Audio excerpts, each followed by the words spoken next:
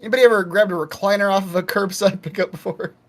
That's another one I wouldn't touch. I wouldn't touch mattresses. I wouldn't touch couches and recliners. Mostly. Yeah, exactly. Anything fabric is like gross. No go. Yeah, you're definitely gonna get bed bugs. Yeah, exactly. I remember when Goodwill would take my couch. I was highly offended. Well, no, even like when I was donating our couch to Habitat for Humanity, they wouldn't take upholstered couches. It had to be leather. That's fair. I agree. Why are you laughing so much? Do you not? This goes over the intro. That's why. Yeah, do you not find this conversation fascinating?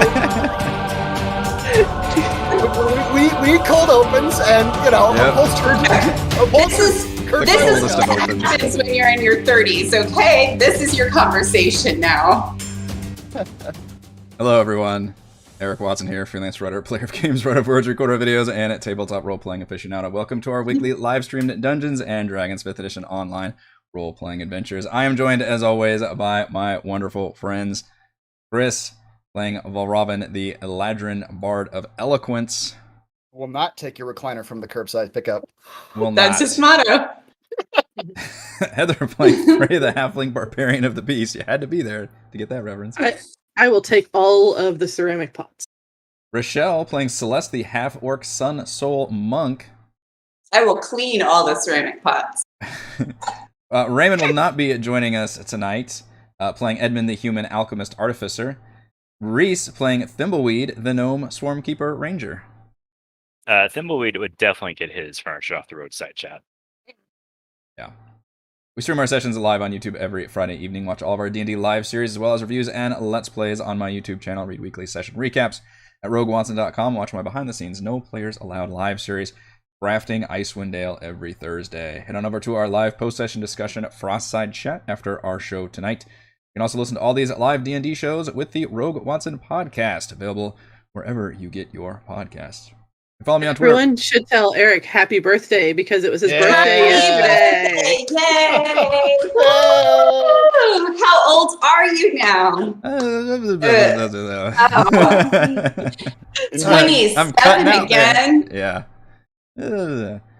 You gave it away. We're all in our 30s. That's true. How dare you? But that's a nice healthy range to be in. I feel like it's getting We're not in healthy. It's getting anymore. less and less healthy the more birthdays I see, though. You can follow me on Twitter at Rogue Watson. Thank you. And join our official Discord server. I'm an unhealthy mid-30s. Link in the description below. I don't know if I can still say I'm in my mid-30s anymore. Is the bummer? You can't. No, You can't. it's I can't. We had this discussion yesterday, honey. Yeah. You're in the late 30s. You can stretch a bit. Mid is anywhere between 32 and 38. Get It's that mid. mid-30 and then you're early and late 30s. Yeah. Beg to differ. 33 is not mid-30s. That does not fall in that No, range. we have to compromise on this. You get 3 years each. If you'd like to support the channel, please check out patreon.com/RogueWatson. Shoutouts to new patron this week, Chad.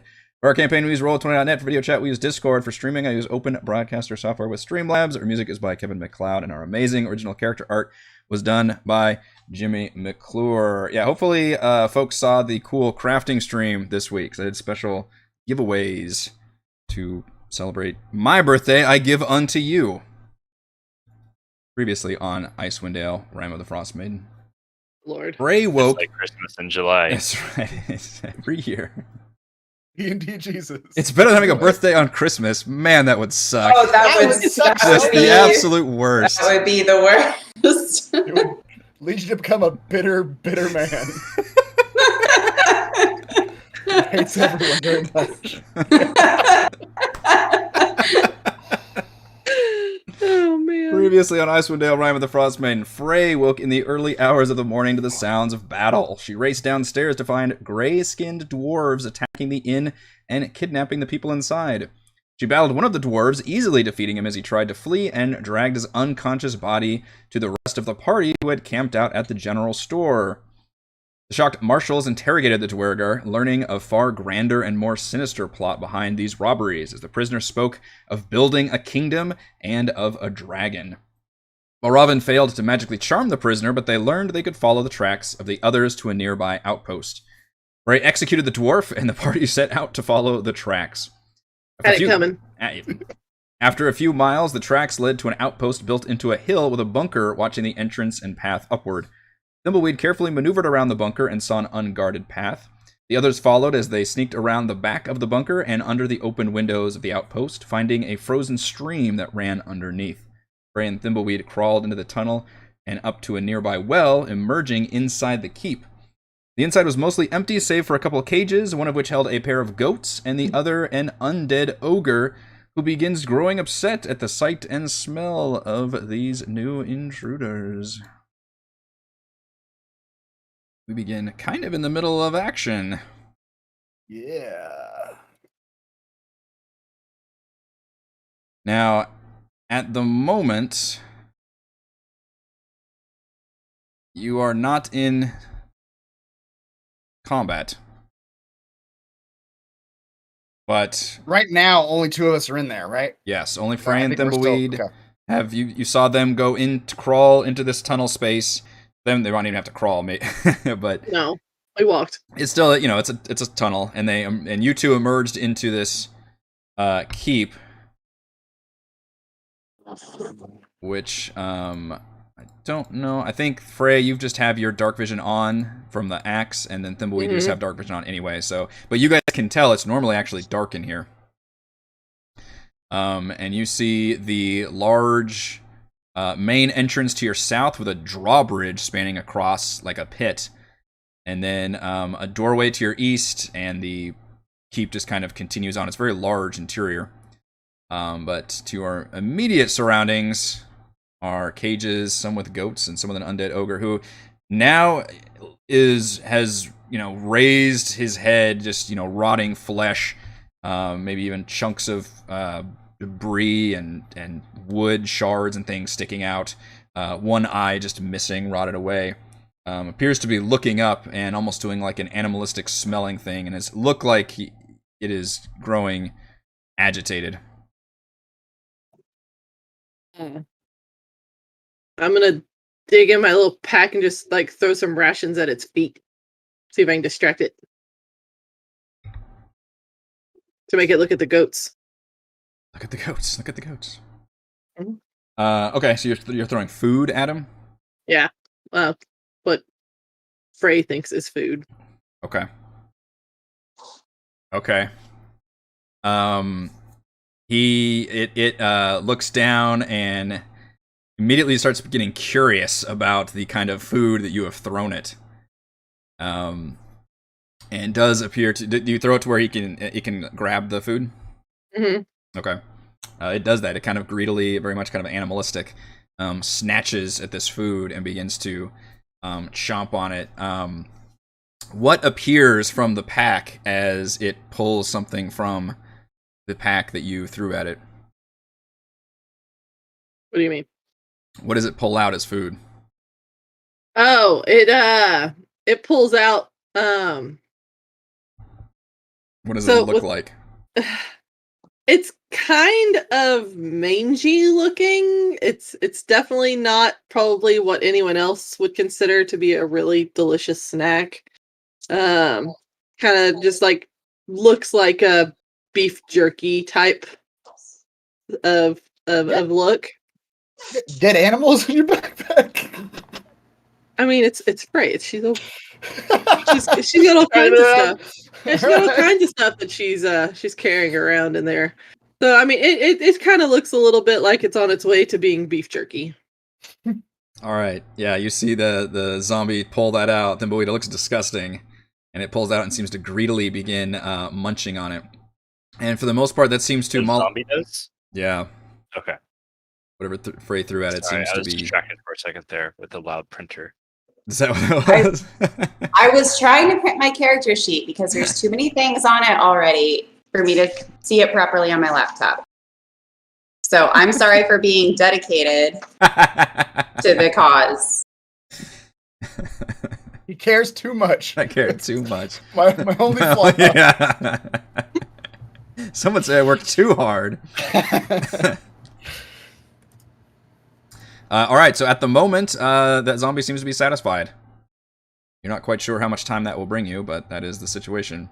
Thimbleweed, go ahead. Can I speak with the animals last time? You did, indeed. All right. For 10 minutes, you can communicate and verbally... You can comprehend and communicate with beasts. Goats, what crime you've committed to be caged up like this? The the goats cock their heads at you, and one of them says, "Oh, stolen! Danger! Good goat!" The other goat kind of does like the goat equivalent of a shrug when it says "good goat."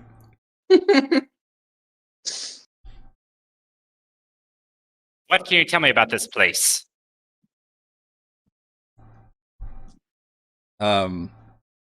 Smells bad.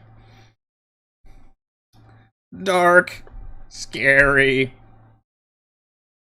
And why is your companion rotting? They both nervously kind of look at the zombie and then look at you. Smell dead. Do you know why they put him in the cage? Why? The goats have a moment of existential crisis. Why are any of us in a cage? Would you like to be out of the cage? You're really testing the goat's cognition here. Yeah. Like, Bring us in together, we can rule the universe. My best friend was a goat growing up. You knew Timmy? Did you hear that? He knew Timmy. Timmy fell in a well. His name was not Timmy. To the goats, there are no other goats. Anything we should be aware of? Any dangers? Don't do drugs. I never have, and I never will. Small. Would they know what a dwarf is? Small people. Mean. If we release you, are you going to attack us immediately? They look at each other and they shake their heads. Are you goat? No, but my best friend growing up, who was a goat, did that to me. As soon as I released him from his cage. We're gonna go into flashback to Thimbleweed's backstory.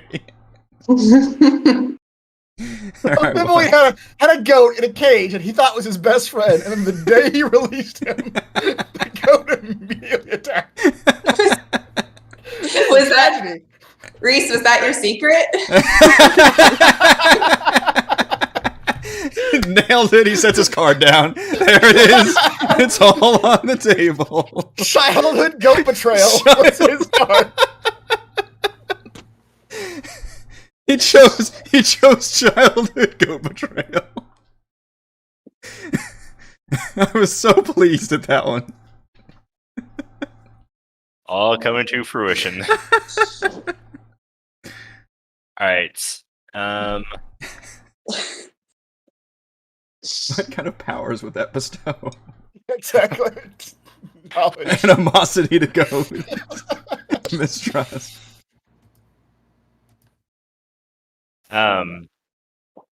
If we release your friend, your rotting friend over here, will he attack us too? Not friend! Dead!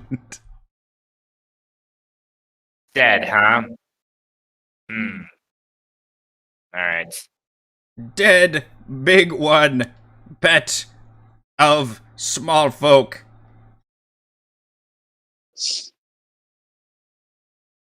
Pet. Okay. Alright, goats. Today is your day. I'll release you. Do not attack me. I'll let them out of the cage. You have our word as goats. The minute the cage door opens. We can't help it. It's who we are. Take his wallet and run. Not again.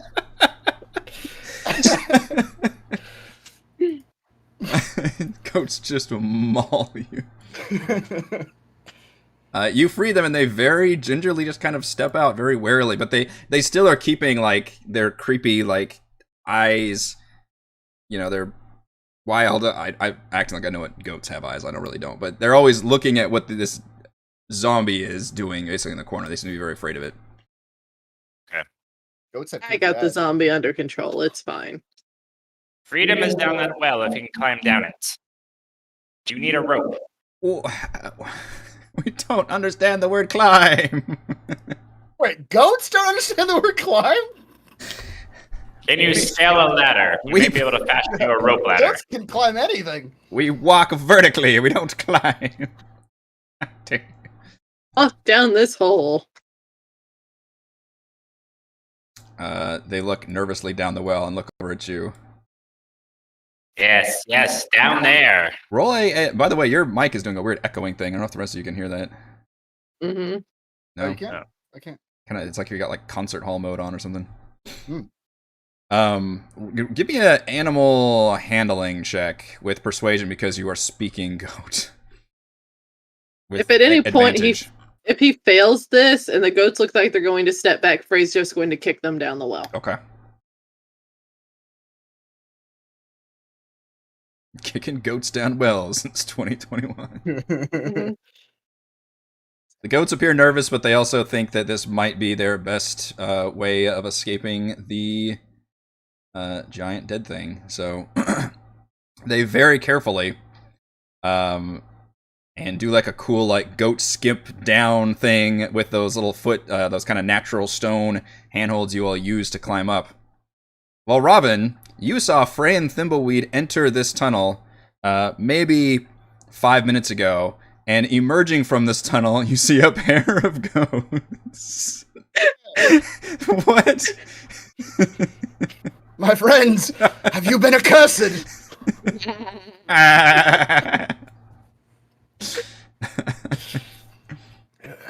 What has happened to you? Ram him.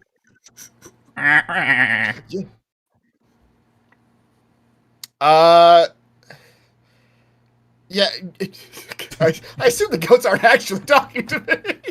I mean, you can't understand them. You don't have to speak with animals. But Yes. you don't know what's going on. Yeah, Valravin has no idea what's going on. He'll kind of call down the well a little bit once he sees their goats. My friends, are these creatures of your design? Frey will look at Thimbleweed and go, shh.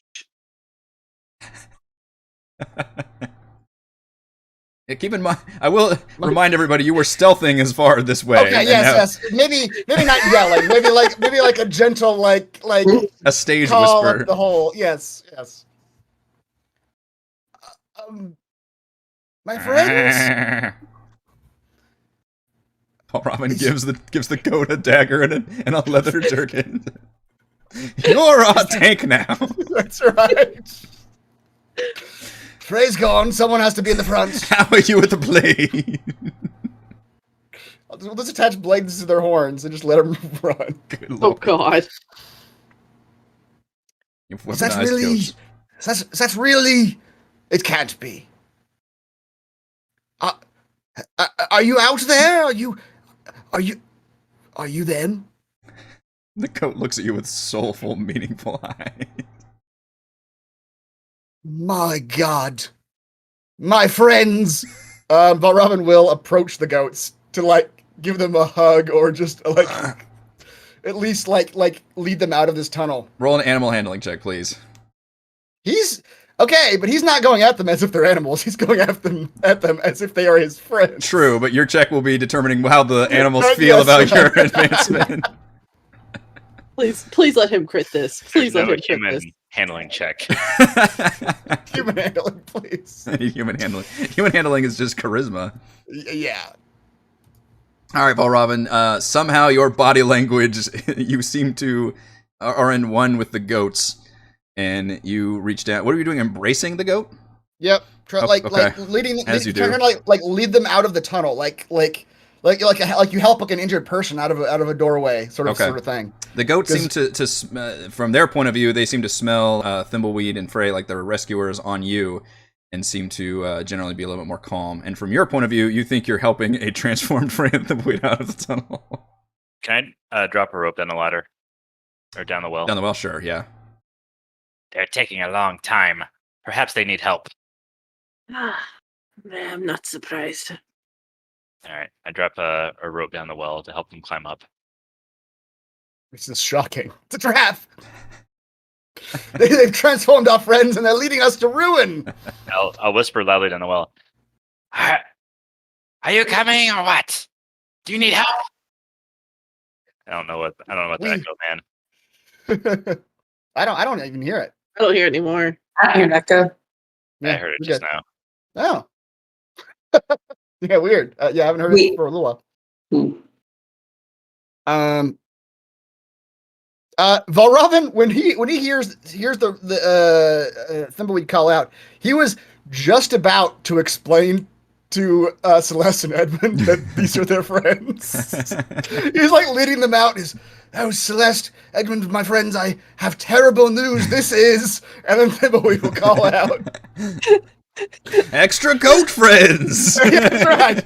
These are random goats. Let us not tarry, and you goats be well. Frey will call down the well. Are you idiots coming? Yes, we're coming. Just a minor distraction. You didn't tell us there would be goats.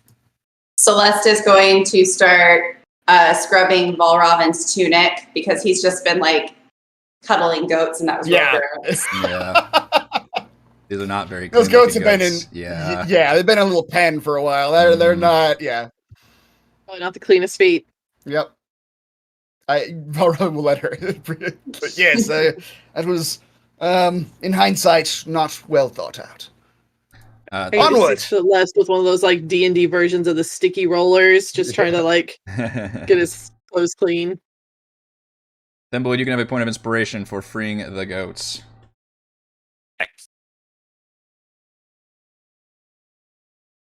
Goat whisperer. And we will all. I assume we will all proceed. Sure. Or at least Valravn will proceed inside. Yeah, you as you crawl into this tunnel, you see a well with now a rope leading down, and it's not even going to be a big deal, even for you. You managed to go up the 8 feet or something, just like gym class back in Eladria or whatever the fuck you're from. Golden.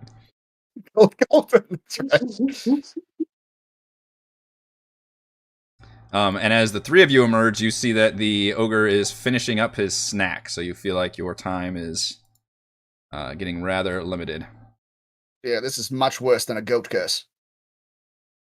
This is an undead creature. The inside of this keep is generally pretty empty, surprisingly, although large. You see doors to your east. The keep continues to the west, and to the south is where the main entrance is, with a drawbridge spanning a very large pit. And then the large zombie in the cage. The goats said that the zombie was a pet of the dwarves. Yeah, well then, we don't want it coming out and fighting us, then, do we? It's a docile for now. Yes, well, perhaps we should leave its field of vision while it is docile, lest it choose to call its masters.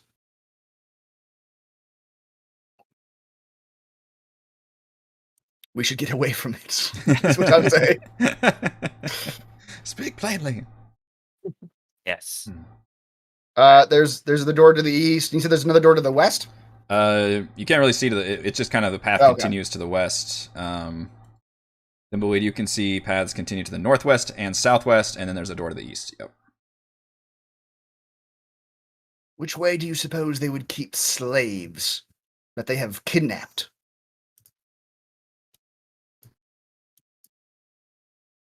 I assume they would bring the slaves over to feed to the goats and the undead ogre. That's grisly, but likely accurate assumption. That's what I would do What you would do if you had an undead ogre? if I had slaves. You'd feed them to an undead ogre.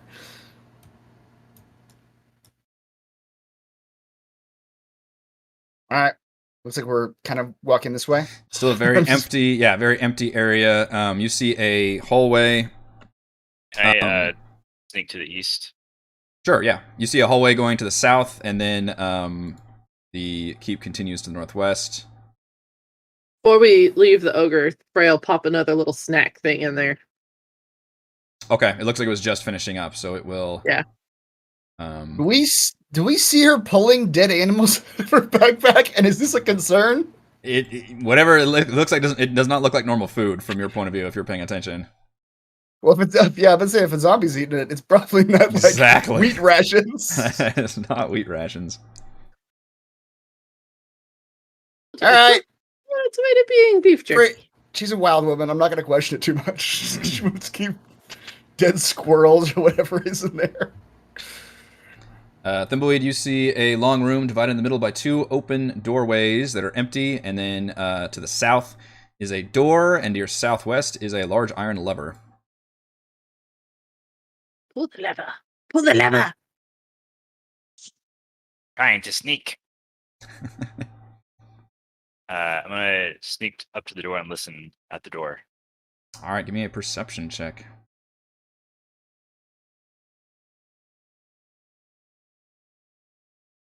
You think at one. Wait, why are we? It lagged on. Oh, on okay. me. I'll take the first one. Thank you. You think at one point you might hear the sound of shuffling inside. That's about all you can hear. I'll sneak back and let them. Well, there's a metal lever and sounds like shuffling. Pull the lever. Crunk. Pull the lever.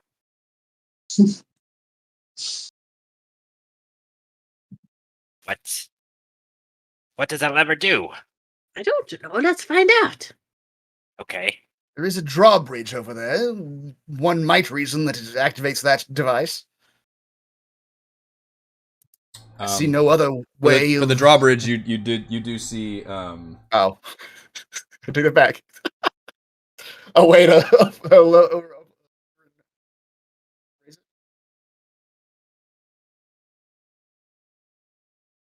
Yeah, there was like a wheel basically, like on the side you can wind to move it up and down. Never mind then. I have no idea what the lever does.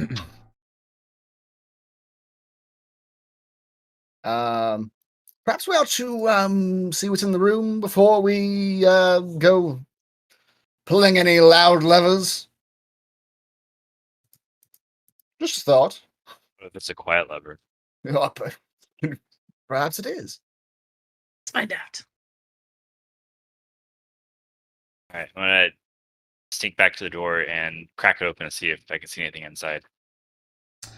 Okay.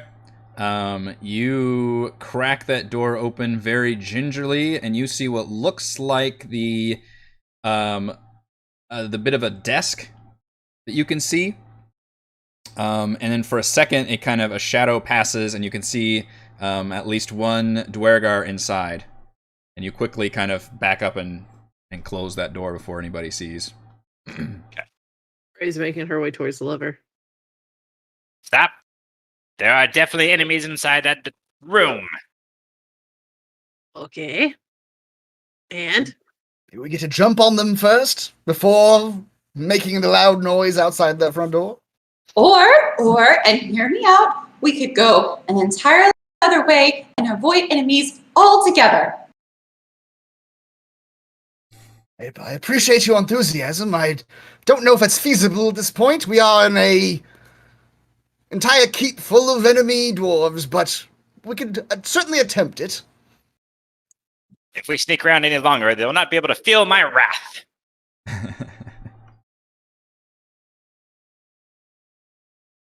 Let's go kill them then. We've got like 4 different ideas. Yeah. we need a vote. Sneak entirely away, kill them all. Let's draw them out with the lever, and then we kill them. I don't hate it. And perhaps, Celeste, to ease your mind a bit, perhaps we simply incapacitate this one fellow Dwergar so that he doesn't become a hindrance to us in our further sneaking. Yes. There were more than one. Oh, okay. Be multiple Dwergars in the room.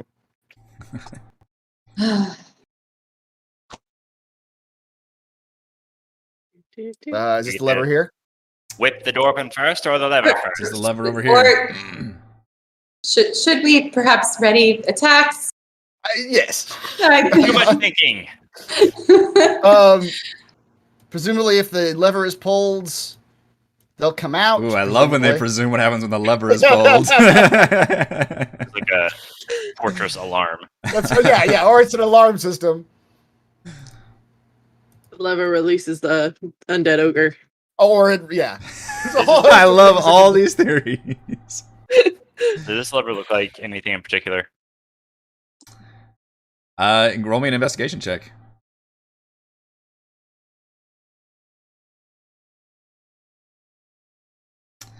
It looks like it does mechanically operate something. You're not quite sure what it attaches to. Or what it could be.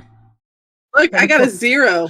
It's the stick sticking out of the wall. Frey, that lever is your worst enemy. You think that lever is a button.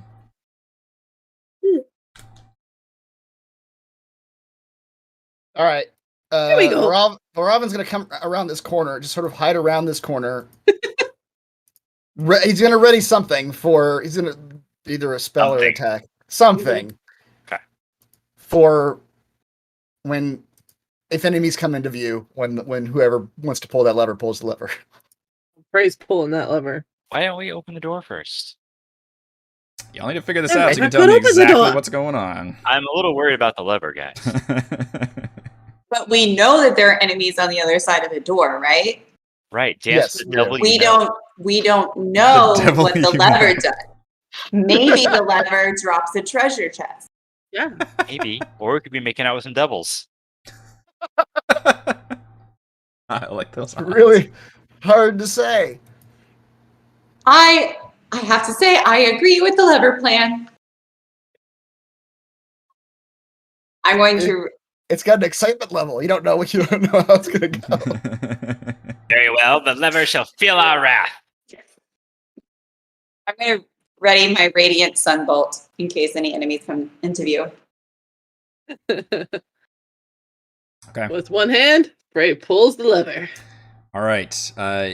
You pull the lever, and as that happens, you Nothing hear a metallic Oh, it's clang. a chest! The treasure chest! And Yay! while Robin, you kind of leaning out into the doorway, suddenly metal spikes emerge from the ceiling and the floor. I'm going to Guys. give you a dex save as they pincer in the middle of this doorway. The one I'm like looking around? Yes. Oh no. A dex save? Yes. I'm glad I was with the lever idea. Well, yeah. You quickly reel backwards as you see these spikes clang, and it looks like they would have just impaled you and left you stabbed right in the middle of these doorways. As it is, they are Wonderful. blocking the path too, between these areas, and that gave a very see him jump. Other way. that I very can see him jump. it gave off a I very did that. loud, Keep this. obviously metal clanging sound, like just that reverberates off the walls.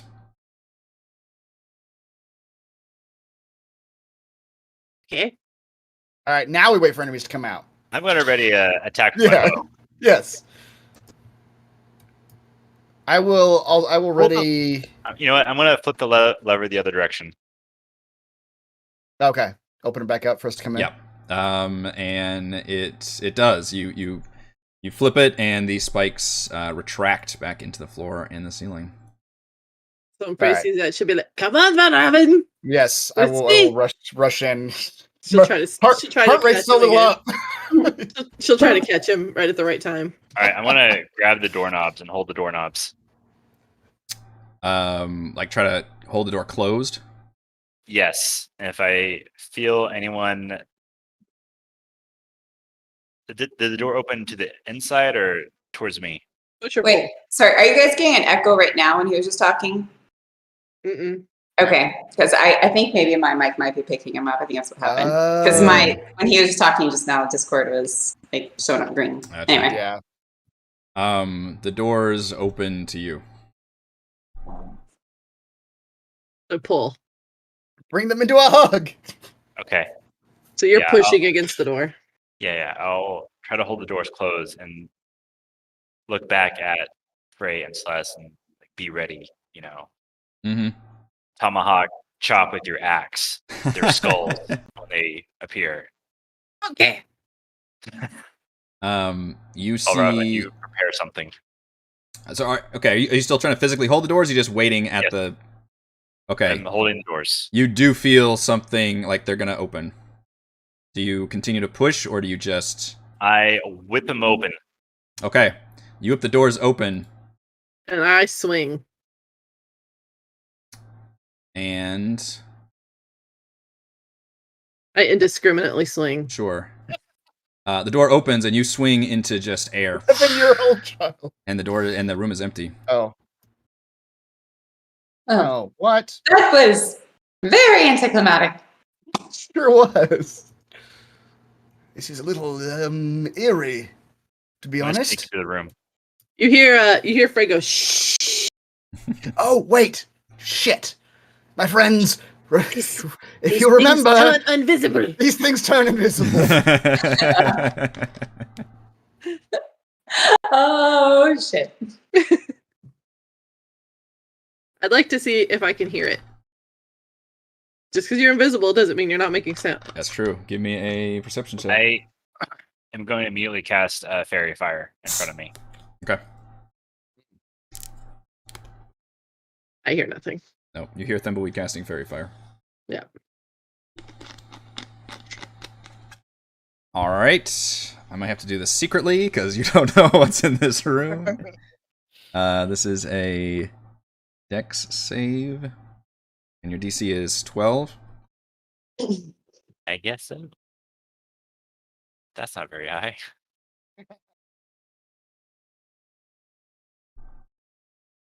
Okay. When you cast Fairy Fire, it does light up a Dwergar in this room. Only one.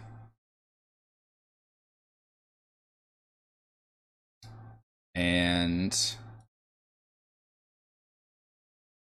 as soon as he gets lit up, he's got looks like a Dwergar, but he's wearing like more like regal attire, like not dressed like the one that was the prisoner. City folk. And he's got around this room there are a table. He's got like a writing desk with some notes, and you can see around the corner what looked like black crystal on the desk. And then along this table and shelves, you see a lot of like alchemist supplies and jars and mushrooms and fungus. And he's got several jars along his belt. And as soon as you can see he's like in full on like ready combat mode. And as soon as you light him up with that fairy fire, he grabs a jar and throws it at all of you. And then we're going to enter initiative.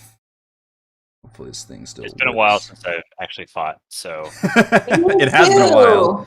I was like looking. I was like, do I have any range attacks? Like I didn't. yeah. I think it's been like a month. Yeah. That was That's true. out. 'Cause you Oh, were that's true, gone, yeah. and then, yeah. Bear with me. I made it reload my API. Right. Oh, is this still not working again? Your I have to fancy like thing? redo it every once in a while. Let me. Okay. It's fine. Yeah, I mean, Yeah, I won't Can't do it do for it, this but- time.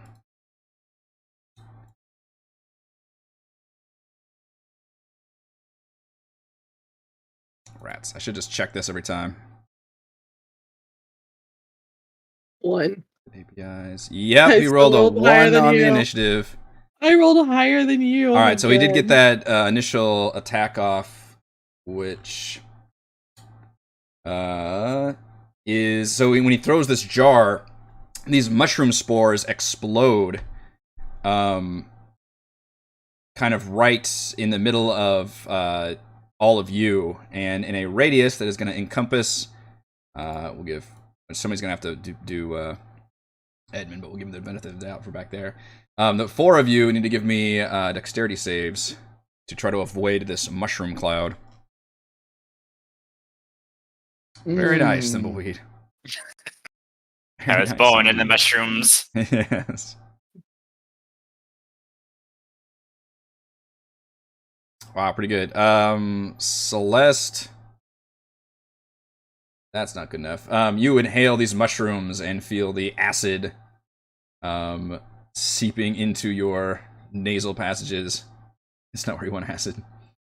You're going to take 1d6 acid damage at the start of each of your turns, but at the end you can repeat the save. And the dwarf immediately starts yelling in Dwarvish. And What do you say? you can speak Dwarvish, can't you? I can't. He begins, he's yelling, intruders!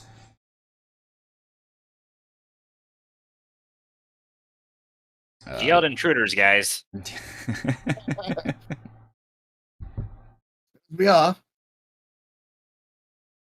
Otherwise, you guys. may start the combat. Assuming you want to start combat. I do. We want to enter into negotiations, please. Sorry, my friend took a swing at your head. She's the wild card. That's right. Axes into the heads. All over the place. I'll see you in a second. Don't get in an argument with her, am I right? Anyway. Eric, do you want to give me Edmunds? Sure. Alright, I'll shoot the gnome with my short bow. And I'm going to turn favor foe on and add some insects coming out. I'll send out some insects also from me. Unleash everything. Yeah, I need to figure out a way to put that in there. I haven't put that in there, just so you know. Insect plus. Yeah. He's wearing armor and a shield, but 21 will hit. Okay. Wow. Wait, I thought he had like robes on, or you just said he was just nice. He's got like kind of nice ornamentation. Like you can be like a knight and still have like the nice robe over the cloak and all that kind of jazz. Gotcha. Okay. Just nice. 13 Nice. damage. All right.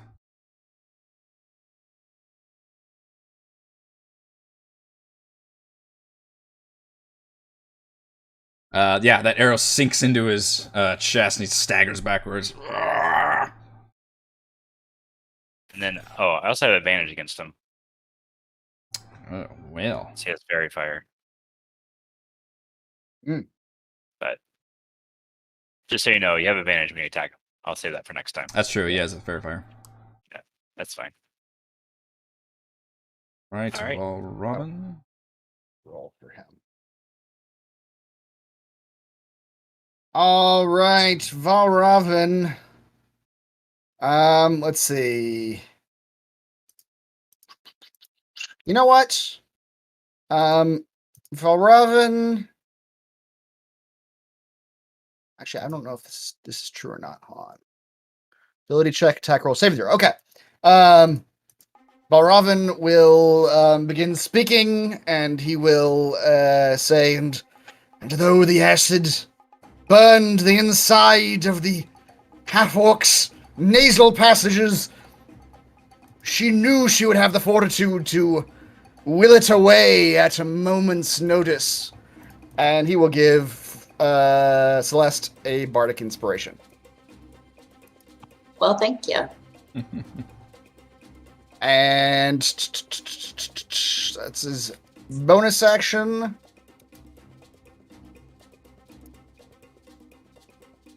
And then he will But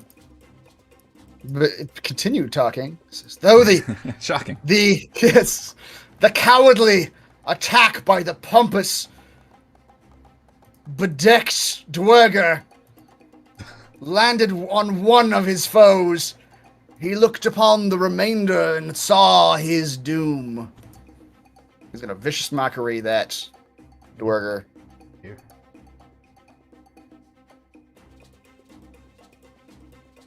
All right. Oops. Wisdom save. Did it again. Are you? Okay. Because one of them's the actual spell, one of them's the description. Okay, but you're casting prestidigitation. Yeah, I don't know why I'm doing that. I'm clicking that's the a wrong one. Uh-huh. There we go. He does fail the save, and he appears shaken. Alright, 4 damage and disadvantage on his next attack. Boy. He shouts back in Dwarvish, says, "My father is more powerful than any of you filthy creatures could imagine." We have a prince on our hands, my friends. Don't understand what you've done. Perhaps you'll explain it to us once we have defeated you. Celeste, roll me a 1d6, please.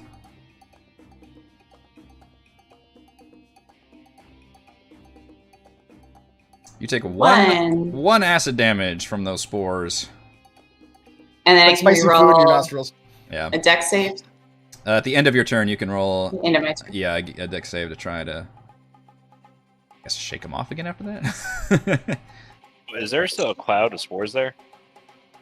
I don't think the cloud lingers. No. It has to be breathed in. Okay. I don't really want to run in there because because he hasn't had his attack yet. So who knows? There may be more of them, right? We don't know. There are more of them. How do you know that? Okay, they are not always invisible. They can go invisible. Okay. Then I'm going to attack with my Radiant Sunbolt. Throw some bleach on him. Oh, wait, you just gave me... Oh, never mind, it's my turn. I'm sorry, I'm all over the place. Okay, Radiant Sun damage. Zing.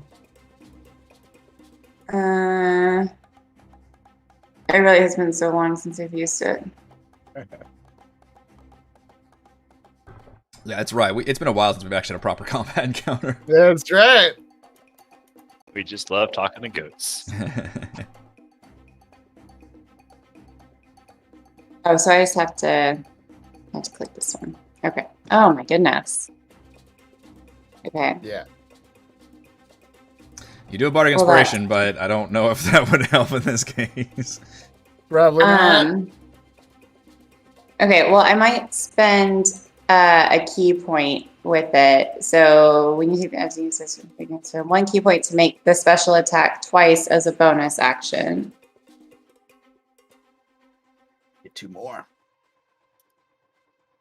So it's 2 more. See, I'm always confused about this. So it's like my regular attack, and then I spend... Regularly, Okay. you can do 1 more. 1 extra one as a bonus, but with the key point, you can do 2 extra as a bonus. Yep. Why can I do 1 extra as a bonus regularly? Just like I think mugs can do.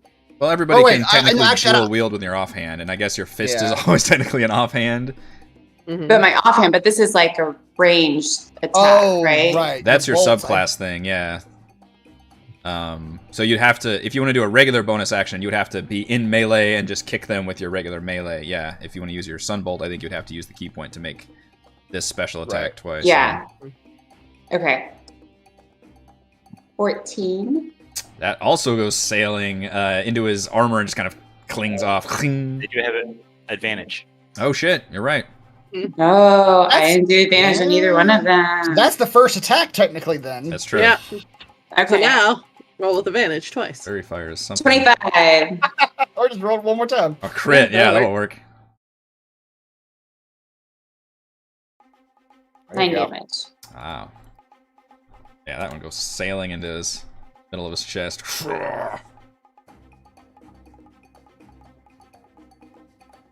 Okay, so that was my last attack. Because I could have done like a melee attack, but I don't really want to run in there. Well, I guess I could, because they don't have the attack of opportunity on me. Okay, so I can still run in there and like just do like my regular melee attack. Can I do that and just treat that like that was my bonus action? So what all have you done so far? So I know, I'm sorry, confusing. So basically what I was doing is, so it says when you take the attack action on your turn and use this special attack as part of it, you can spend 1 key point to make the special attack twice as a bonus action. Yeah, so using this attack multiple times counted as your action and your bonus action. So Okay. the first time you did it, really your rolls were 7 and 14 for your first attack because you had advantage on the guy.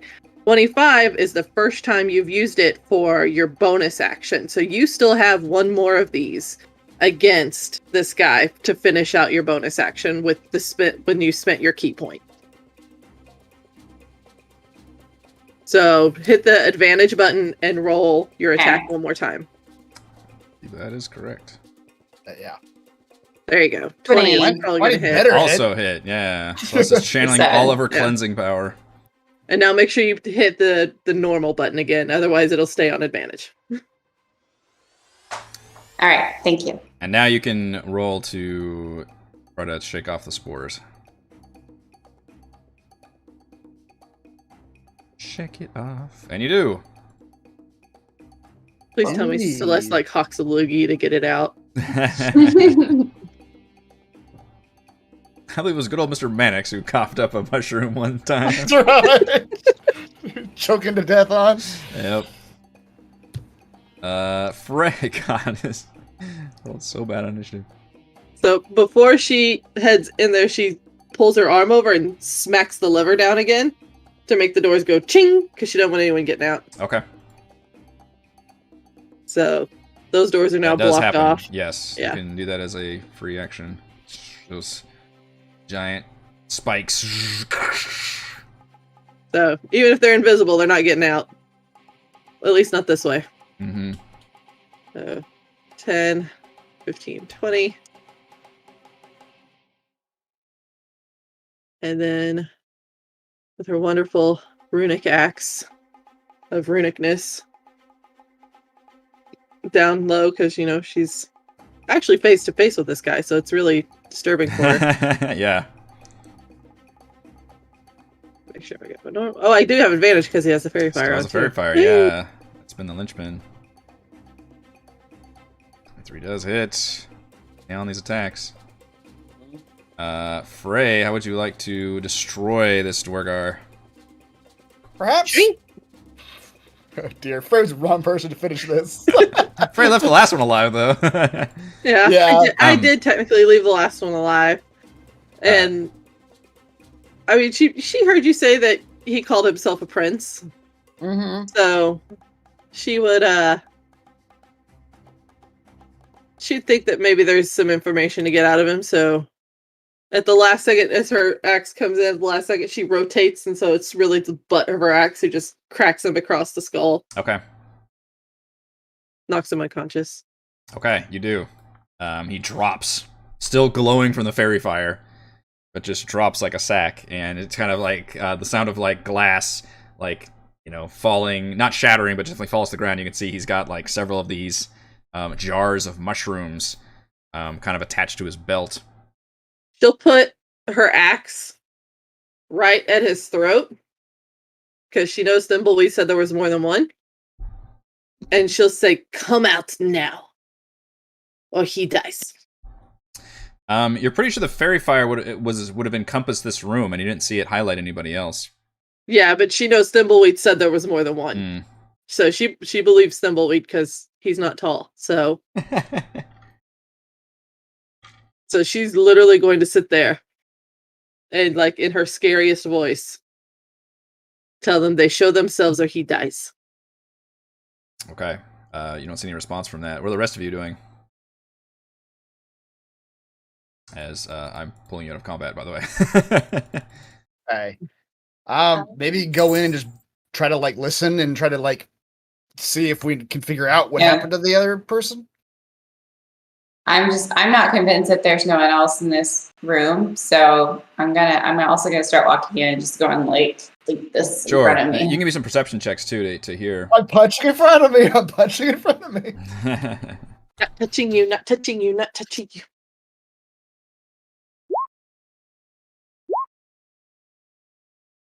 Whoops, that was supposed to be regular. I still hear nothing. Yeah, all of you are. She's too focused on trying to like not drop her axe and actually kill this guy. All of you are pretty convinced this room has been cleared.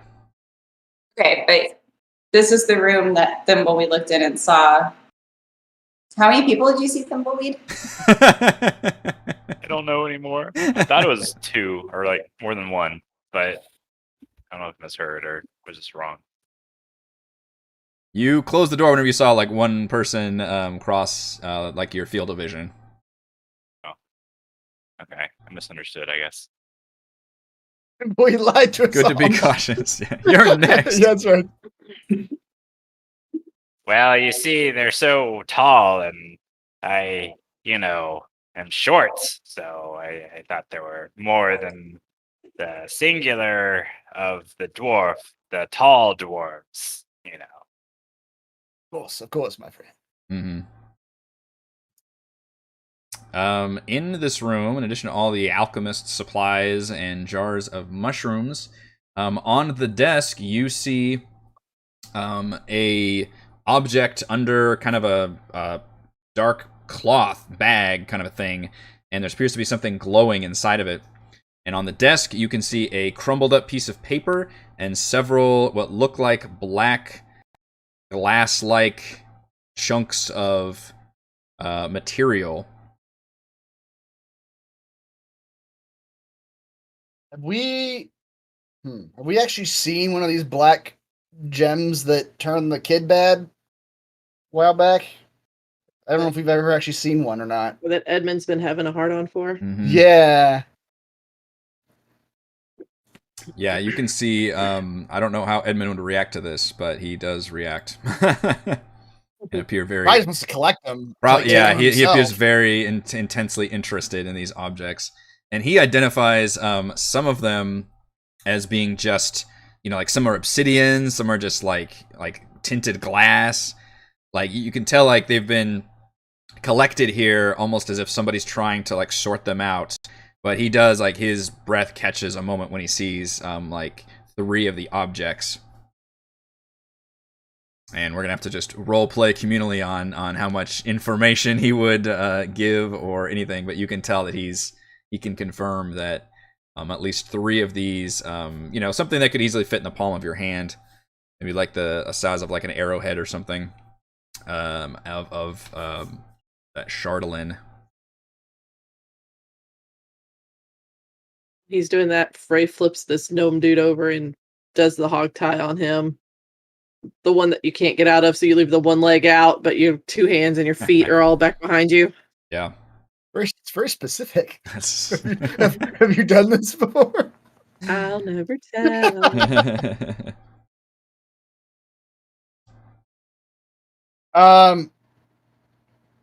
My dear Edmund, these are the crystals that we have been hearing stories of, yes? Which I guess I'm just asking you, DM, to roll. He does confirm that, yes. Okay. Yes, well, I won't ask what your interest is in them, but might I suggest you keep them securely fastened in some regard? From our stories, everything that we've heard, possession of or contact with these crystals has led to great changes in personality. Yeah, he seems to confirm that they could be dangerous, and also they feel like they hold some kind of power about them. Not necessarily like the power you'd feel for a magic item, but just something like primal.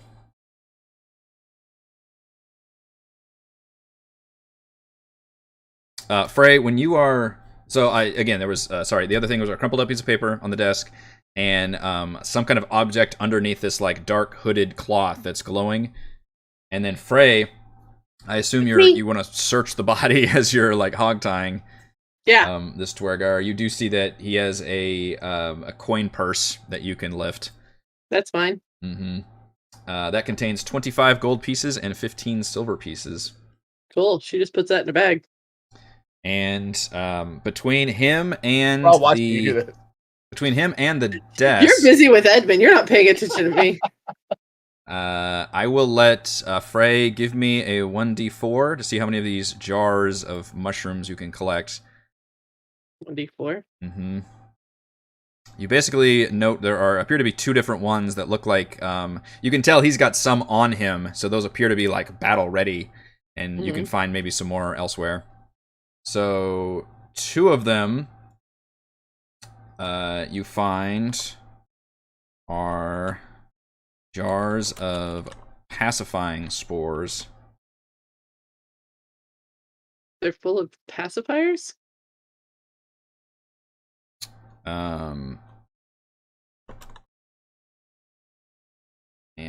that one has a 5-foot range, so you kind of have to like open it at somebody in melee. And the target must succeed on a DC 11 con saving throw, or they are stunned for 1 minute. But they can repeat the saving throw at the end of each of their turns. I find two of those. You find two of those, and then give me one more 1d4.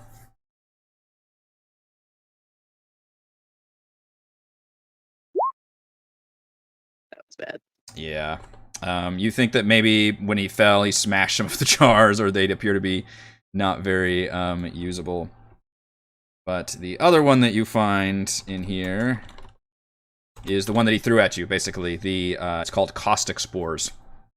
A jar He'll of... turn and just shove all the jars into Robin's hands, but like, here, you need these. Yeah.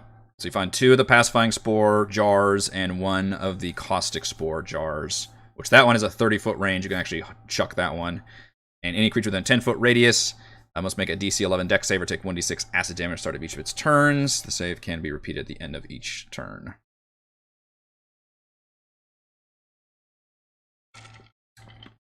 You also technically find like alchemist supplies, I think, if that's a thing, and what looks like it almost resembles like a meth lab, like in terms of it looks like they had like the materials to actually make these, and he was in there like crafting these jars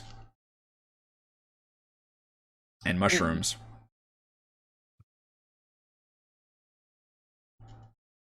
Making little grenades. Mm-hmm.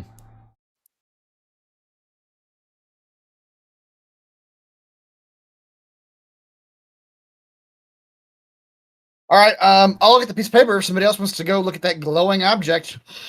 Frey, you also note on his body that he had a dagger that was kind of in a special place. Like if you're really giving him a pat down, which I imagine you probably would, you find this to where it wasn't in his normally equipped weapons. This was something he had like hidden in his boot or something. And Say it's not up his butt cheeks or something like that, right? Because she's not giving him that kind of a pat down. Right.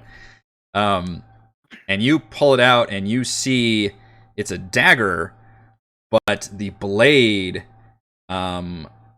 reminds you of the descriptions of the black crystal that you've heard about. And you can again feel that like primal power coming off this thing. And you note that he had it on him, but he was not wielding it. Oh, from what you can tell. Primal power. She would like the feel of primal power. So you can put Chardolin. I can spell it for you. A Chardolin dagger in your inventory, but you imagine it would require some kind of short rest or identify spell to figure out exactly what this thing's all about. That gets tucked in a boot. Okay. All right, so sorry, Chris, go ahead and say what you were saying before. About.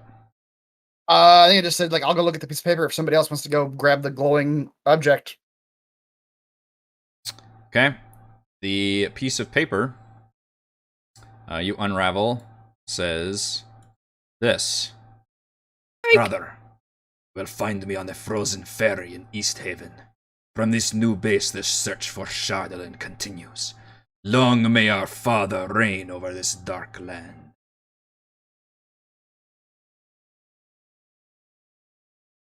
So this is a note that this prince received from his brother, whose name starts with a D. Okay. It's in ferry from East Haven. Okay. It seems we have another fortification of these Dwergar. If they are out there doing similar activities to this one and kidnapping people, enslaving them, it might be something to be checked out. Yeah, possibly.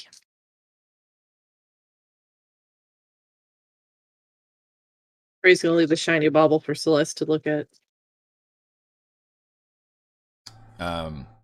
Celeste, when you pull the cloth up, you see underneath is a lantern that is, it looks like a child's, like what we would have in modern time, like a light thing that kind of slowly changes colors, like naturally kind of going through like the rainbow of colors cycle, in a nice little lantern form, and it's just kind of, it's always lit, and it's just changing these like very softly, very slowly, just changing colors.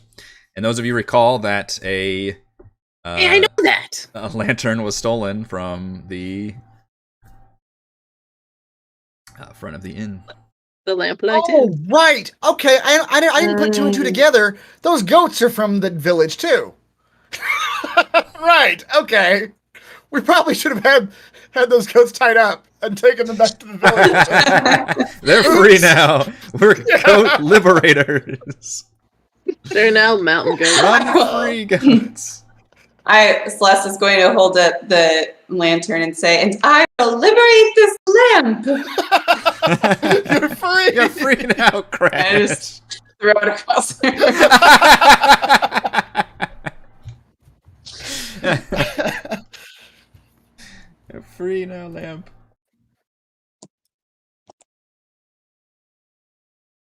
That is all that you find in this room. All right.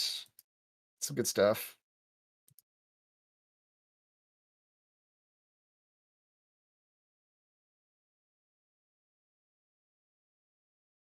We don't see any ways in or out of this room outside of what we see in front of us. This room, no. Okay. This gate thing is weird then, because it's like a gate that only blocks off like one room of this whole fortress. I mean, when you really don't want to be bothered. I guess if you really want to like protect your prince or whatever. Mm-hmm. Oh yeah, before we leave, I suppose we should actually try to interrogate this prince. Mhm. So that's the reason we didn't kill him. All right, can we awaken him in some way? Ray slaps his cheek until he wakes up. Yeah, that generally works. The medicine check of slapping them awake. You slap him and his eyes open up. Wake up, please. Mm-hmm. Definitely heavily injured, but he's obviously just staring daggers at all of you. In Dwarvish, hello, my friend. It appears we have in fact bested you. It wasn't that hard. It wasn't that hard at all. Oh wait, she doesn't speak Dwarvish. Never mind. He chuckles at you, Valravn. You don't know what you have gotten into. Perhaps you would like to enlighten us then. What have we gotten ourselves into? You are merely ants looking up at the boot as it comes down to crush you. You Dwergar love your analogies, don't you? Last one compared us to cogs in a machine. Now ants under a boot. We have a rich culture. Lots of metaphors. Your Dwergar poetry. That's I right. know Dwergar poetry. Dwergar poetry is like that scene as that Hitchhiker's Guide where it's like a death sentence for them to read the poetry. Oh, right.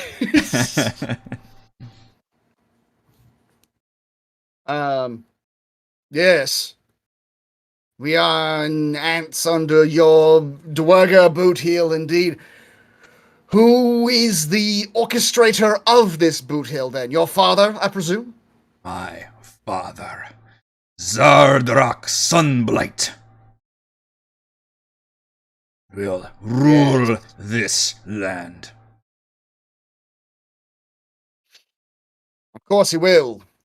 With yourself and your brother at his heel, I suppose. We but serve him. That much is clear, my boy. You are nothing but a servant. Otherwise, we wouldn't have been able to do this quite so easily. That gets to him a little bit. He kind of like strains at his restraints for a second. You're not getting out of those ropes, so I don't know why you are trying. I'll be honest with you, my boy. I expected a little bit more out of a prince.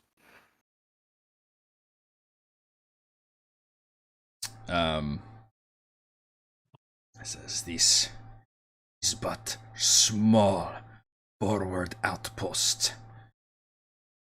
We prepare for what is to come. Yes, of course. That much is clear. It is, as it seems, you would be unable to handle anything more than a very, very small outpost at the Have edges. handled the armies. And only I, Nildar Sunblight, has perfected the spores from the Myconid sovereign. And what good has it done you?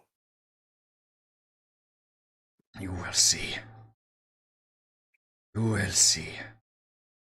When the fungus infects that whole wretched town, they become our slaves. And how does a weak little prince such as yourself even conceive of pulling off such a masterful feat? It has already begun. What? The water? The air? What is your grand plan, little prince? You seem to be baiting him pretty well into explaining his his plans. He learned from the last time. These guys don't go nice. Yeah, exactly. Need more test subjects.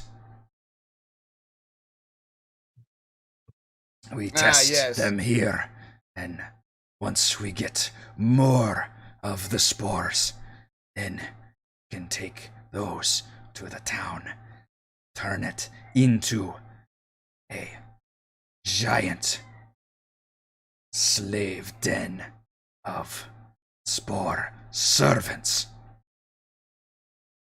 at our heel. Are you then going to feed them all to that rotting flesh corpse out there? He is but large servant, but not quite as submissive as the spores. He's really into his spores. Hey, it sounds like it.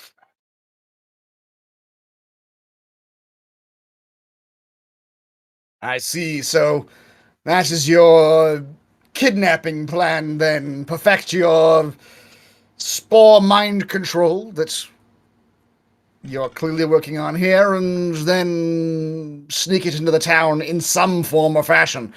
I'll be honest with you, my dear boy, it seems a bit half-baked.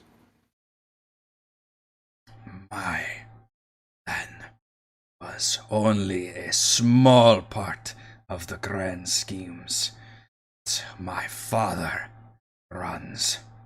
You will learn soon enough when he unleashes his terror upon all of these 10 towns. Terror, eh? And what great, and he'll be do his best, like, sarcastic at this point. Mhm. What great terror could a king of Dwergar truly have against the whole of 10 towns? He laughs, and this is his entire demeanor changes. He laughs, and his confidence completely comes back at this. Says it will destroy everything here, and only that remains would be my spore servant armies and Dwergar. Your doom soars on dragon wings. That is what I was afraid of, I suppose. Alright, Valravn will relay everything he's learned. The spore mind control is the plan. And well, I guess the only thing that we don't know, suppose someone wished to see these great experiments of yours. Where might they find your test subjects?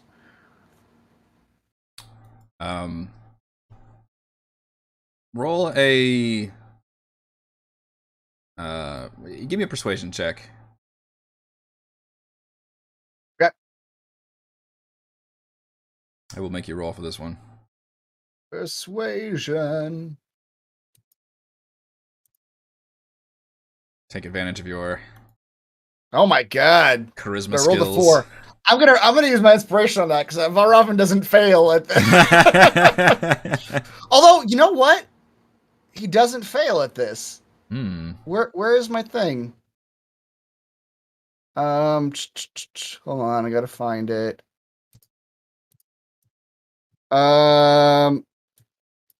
Yes. Okay. Silver tongue. Yep. Which I didn't even plug that in somehow. I know there's a formula to plug that in. So that's actually a 16. Okay. Due to the length of conversation you've had and the fact that you've both had some ebbs and flows to your who's feeling confident against whom, he does indicate there's the testing area is to the south with the prisoners. Of course it is. You're a vile being, Prince Nildar, whatever his name was. It Nildar? Nildar, yeah. Nildar, okay. And if my stout friend here chooses to let you live, you will be a lucky man. It would be a foolish mistake.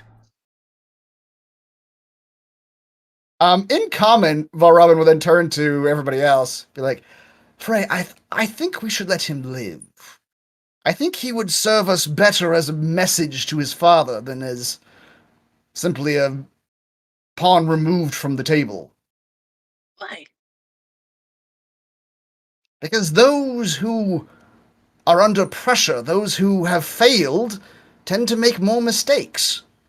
And if this king learns that he's lost an outpost, that his spore mind control center is fallen from his control, I suspect that will lead him to make other errors in attempting to reassert his plans. Would they not just make another spore control center? Perhaps. I suppose they can move it right back in here after we're gone. You can always look for like his notebook that has all of his like Yeah, formula notes. we could burn this place Smash down. all the stuff. How about we send someone who doesn't know the key secrets to mind control spores? That's a very fair point, my friend. I was Yeah. going to feed him to the ogre. You can still do that. We need someone else. That's right. I like it, my friend. Yes. Perhaps the Feed him to the wolves. Feed him to the I'll feed him to the goats. To the goats. To the goats. Yes, that is a very good point. We don't want to send the like primary architect of the mind control spores back. So somebody lower on the ranks will be the messenger. Mm-hmm. It does look Alright, from what you've said, he was doing a lot of stuff here at the keep. Yeah. Yeah. So That doesn't matter. we should probably destroy all this too. Yeah. Pray you can do with him what you will. These Dwergar are wholly incapable of having decent conversation. Okay. Punishable by death. I will still take my spoil of war to show we beat him. This way, if anyone asks, I can show them this later. This habit of yours is unsettling, my dear. And she'll take his fingers. Like While she'll take he's- 4 of his fingers. Oh my god. And she'll use that shard Are of we blade the that's baddies? really sharp.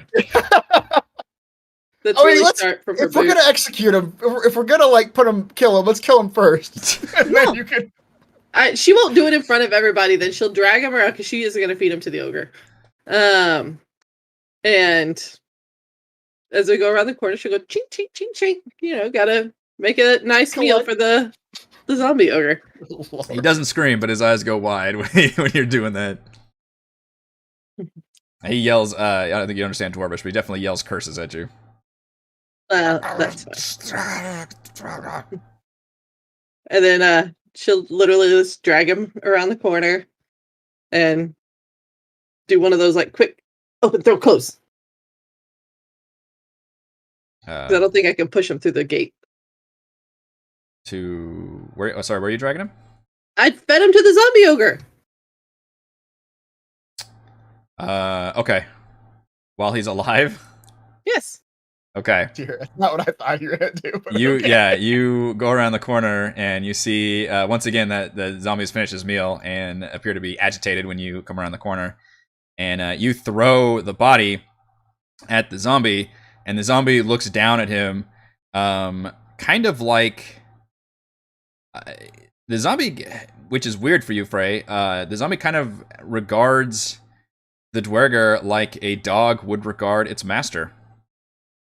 And you see, when you throw the Dwergar, who you mentioned is still alive, you cut off his fingers, at the zombie, the Dwergar immediately begins yelling very loudly in Dwarvish as you do that. And She'll just quickly walk up and stab him. well, hold on. Let's go ahead and roll initiative then. She will sigh heavily. Which, I mean, at this point, it's just her and him there, right? Unless Mhm. You we need don't to get... know because you have been making some No, noise. there's probably some. Oh, yeah, well, yeah. great. All right, well, should we all roll initiative then? Are you asking us all to do it? Indeed, sir. Okay.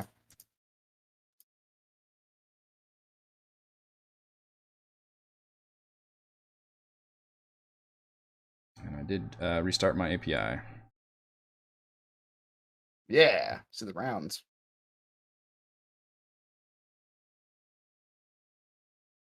Oh, this is round 2 for some reason immediately. I don't know. Yeah, I don't Hey, know why Mr. that does Blue that. came out of hiding.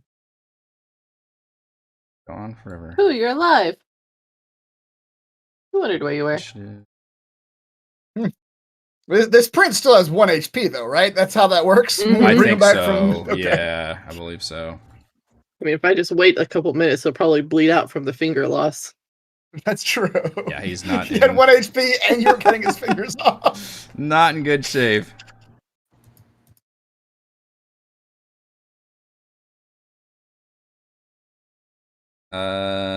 It looks like Thimbleweed gets the first reaction. As you saw, you all were still kind of in the room hanging out, and Frey went around the corner to drag that body, and all of a sudden you hear the sound of basically, instead of a zombie eating a Dwergar loudly shouting for reinforcements. Right. This went wonderfully. All right. So they're all behind us now. I think they're back at the zombie. Yeah, I think they're back in the other room.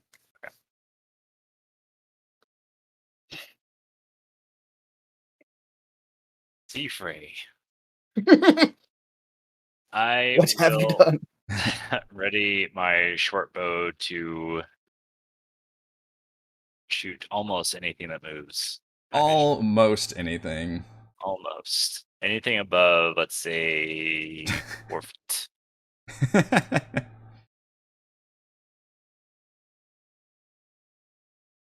Okay.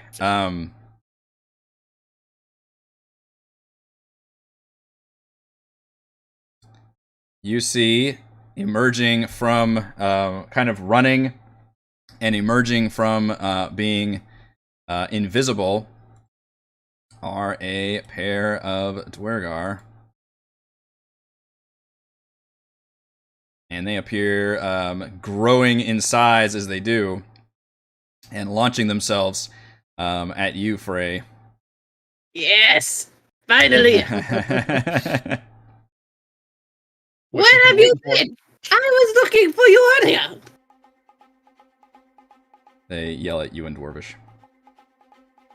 Oh, you idiot, I don't speak Dwarvish! And Do yet, you know Common? hatred is universal. So they will both attempt to attack you. They're enlarged war picks. Can I, Oh, sorry, attack yes, them you, first? you sure can. You can, yes. That does trigger. They are indeed more than 4 feet tall.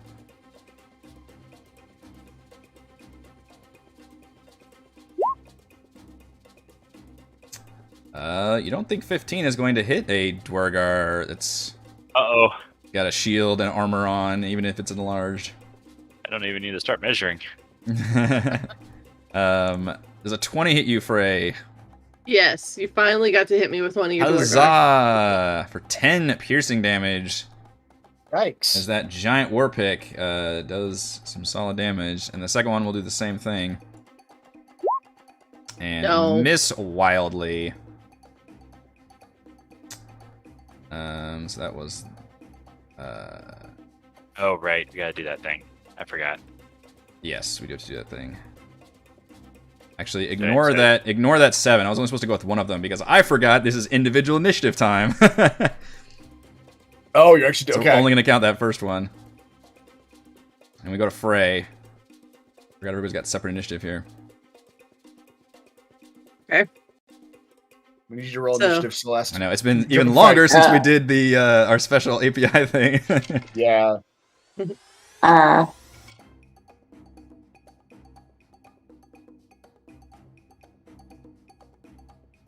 $15. What's going on? Frey went to feed the prince to the ogre giant or ogre zombie, but the prince started yelling. She's feeding the. Okay, she's Yes. feeding the prince to the ogre As you- zombie. as you That's do. dark. As you do. As you do. Okay. And unfortunately, on the way to do that, he started calling for reinforcements and apparently commanding the zombie in some way. Oh, well, okay. We should have seen that coming. Yeah. Probably should have. My bad. 15, you can go and take your turn, Celeste, and we'll go to Frey. Okay.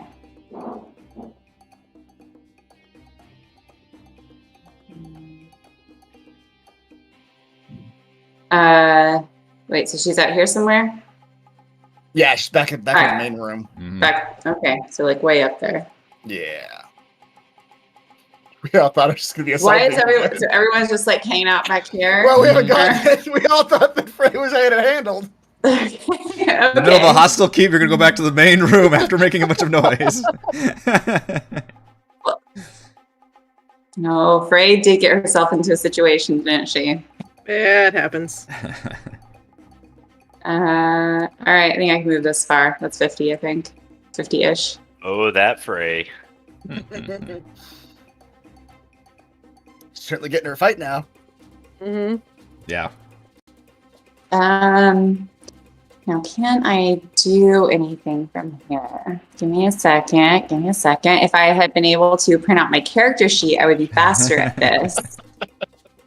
But does Roll20 at all make it like printer friendly? Because doesn't I don't think so. printing I out never nicely. tried. Okay, I'll have to like screenshot it.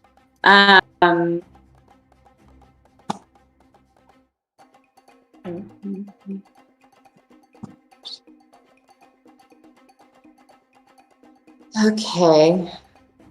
So with Step of the Wind, I can spend a key point to dash as a bonus action. So then I could like move another 50, right?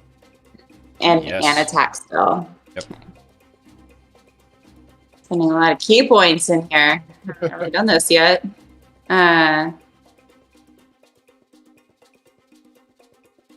Okay.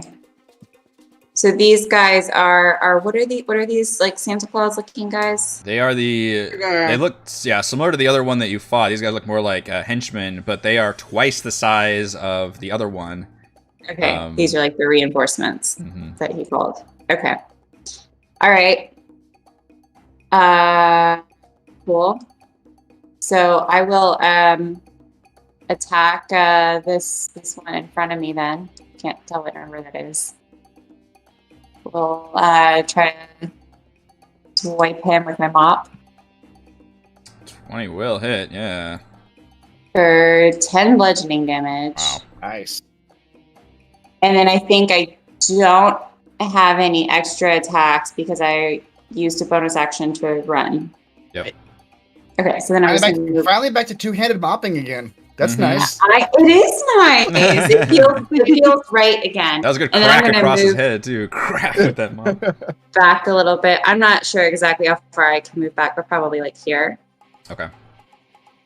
Okay. All right, Frey. All right. Frey's gonna get her giggle on.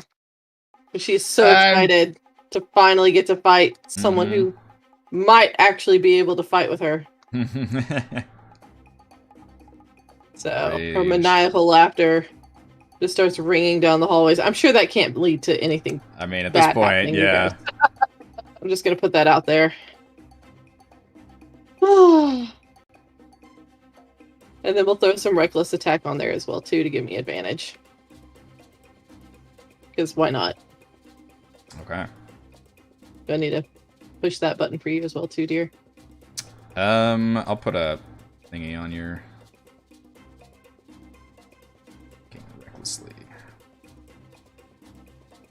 The biceps. Biceps! Alright. Going for the same one. The number one, the one that hit me. Yep. She didn't like that. Yep. 22. That will hit. Goes right through. Tries to put a shield up, but... 15 damage. Alright, Alright. Jesus. Now, do you want to knock this one unconscious, or would you like to murderize? Oh, he's murderized. Okay. Murderized and shrinks back down to size. And she's just like bouncing on the balls of her feet, Mm-hmm. having a great time. She's looking at the other one like, come on, let us go. Mm-hmm. Are there more of you? Alright. She looks at the prince. I'll get to you in a second. On his turn, he is bleeding badly. Obviously still tied up, no longer conscious though. And you see that he's still having trouble, like he can't move, and he can't really escape his bonds, but he does kind of manage to reach over and seem to somehow unlock the cage of this giant ogre zombie, and then whispers something in it in Dwarvish,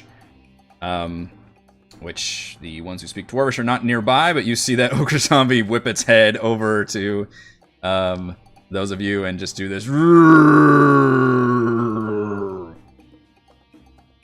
He just kind of flops his way, like tries to scoot around. And He does just a worm. kind of screaming in Dwarvish, yeah, kill them! And you have to do some Edmund. Okay. Ed Robin. Mm-hmm. Oh, there we go. Alright. I assume Frey has a lantern on, and that's why I can see her? I have Frey I have dark has... vision from my runic axe. I don't think you should be able to... let's see. Does Edmund have dark vision? I don't even know. Edmund should not... Maybe you can see it because of you. Yeah. I don't know. I see like a light around Frey specifically. There should be a tiny bit of light because she has that magic stone that gives off like 5 or 10 feet or something. Okay. Is that Yeah, okay? yeah, maybe, Yeah, it shouldn't be much. Okay, it was enough for me to see the Dwergar, so. Oh, gotcha. Edmund will, I don't know, mop up some dust from the floor, some pebbles from the floor, and form them into, his magic stones. There you go. But I doubt a 13's gonna hit a It is Dwergar. not. Puts that shield up and just king. Yeah. Pings right off of it. Alright, that's it for him. Alright, conveniently, Valravn is next. Yeah.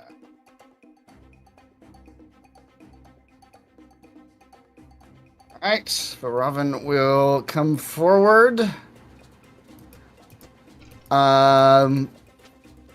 He will tell a story about the bravery of the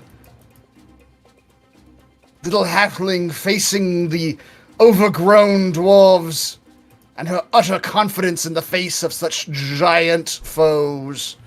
And he will give Frey a bardic inspiration. Which Les still has one. I need to not forget that. Mm.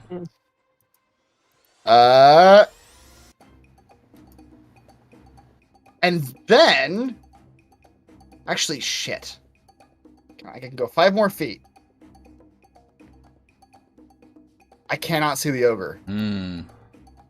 I was gonna attack the prince, but I cannot see where he's at. Mm. Okay.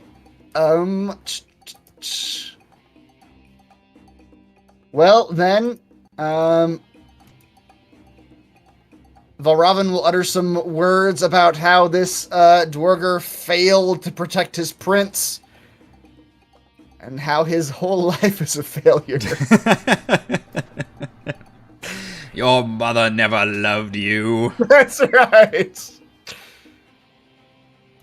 And he will vicious mockery that Dwergar number 2.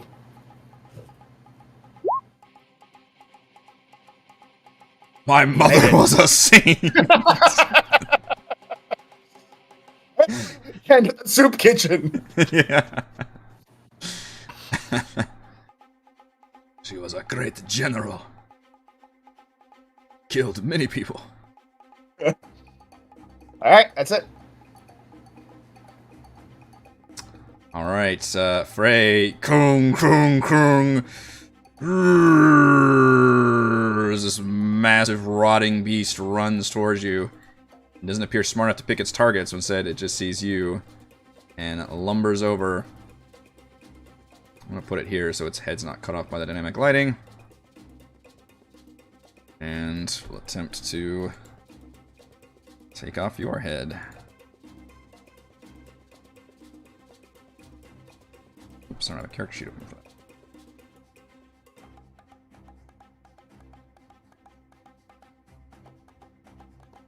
And you did recklessly attack, so it has advantage on this attack as it swings what looks like a club with spikes on the end of it that it was smashing things to a pulp. Oh, It misses. It misses twice. Wow. It missed, yeah. With advantage, I rolled 2 6s. That is not good enough. Oh, Bray is just looking maniacally at this. She thinks this is literally the greatest thing ever. Mm-hmm. She's looking at it. Is that all you've got? And she's like leading around to look at the prince. Like, seriously? This. I will get to you in a minute. This dwarf is deadsies. I need to remove him. And we go to back up to Thimbleweed. Alright, I'll short bow attack the undead. Or mostly dead guy. Yeah, They're pretty mostly dead. undead. Yeah, feel pretty confident with the undead flame. Nice. 21 will hit a giant zombie. Right. Do 8 plus. Let my insects eat a little bit of the flesh. Ooh, it can't be good for them. Your bugs love undead flesh. 13 total? Yep. Right. Nice. Yeah, they do. You see those insects just coming in and out of its like rotting body. You can probably see some insects inside of it, like occasionally. Having a And great time. obviously the zombie just doesn't even register it. Being eaten by carrion beetles as we speak. Right. Oops. This giant Dwergar will continue trying to attack Frey, now with advantage. With its enlarged war pick. 18. That one will hit. For 9 piercing. And I'll take 4. Yeah. Or Rage shrugs off half of it. This is really the perfect scenario right here. Just Yes, Frey like just bottlenecking tanking. enemies. Yeah. Tanking all these guys. Laughing maniacally as the whole That's thing goes right. on. We'll skip Celeste for the time being. And since he stepped away and go to Foray. Alright. Alright, which one of you wants to die first? So just look back and forth at them. Mm-hmm. Any takers? No? Okay. Dwergar It's, just steps his... So just look at the Dwergar and go, alright, you first. Die here. So what are you? Yeah, 20 will Ooh, that was bad. hit for 7. That was real bad. 2 on the damage. Yep. Are you using the... Okay, the Runic Axe should have a +1. I don't know if you put that in there. Was I it- did the... It's a... It should be in there. Is it not in there? +1... Oh, it's doing a +1 for the roll, but not the damage. So add 1 more to the damage and I'll fix Okay, it. yeah. Take some more damage. +1. Okay. I fixed it for next time. Okay. That's all I got. I can only attack once. Okay. You won't let me bump to level 5 so I can attack twice. And from beyond Frey, you can see the prince does manage to escape his bonds just enough to be able to actually move on his own, and begins hauling ass.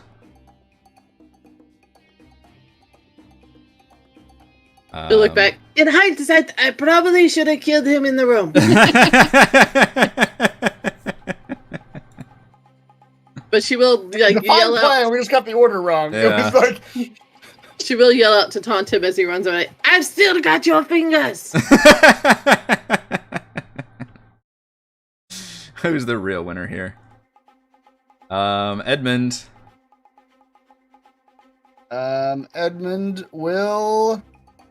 Which we don't forget we did skip Celeste. We did skip Celeste, So- yeah. If it gets to the end of the come back round, to then it. we'll use her. Okay. And then we'll throw. He might have spells, but I'm not trying to. He may have him spells, to- but maybe, but he's aims at the zombie. yes, that will hit the zombie for sure. Just sinks into the flesh. That's great. 5 bludgeoning damage. Shunk. Mr. Let's see, Robin, Gwyneth, Lonrier, Close. yeah, something like that.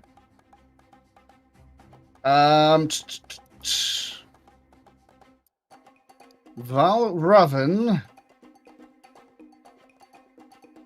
Can I see? I guess with one being a zombie, like which of our enemies is more damaged? That's a subjective term. It's always tricky to tell with a zombie, isn't it? That zombie looks real bad. The zombie is very beefy and large, but yeah, he's undead, so it's almost impossible to tell. But clearly looks like he could take a lot more punishment than the Dwergar. The Dwergar is damaged and wounded. Well, the Dwergar's got armor, so I'm gonna try this That's on true. him. Yeah, Dwergar's very heavily armored. Looks like a soldier, and the ogre looks like a zombie. Yeah.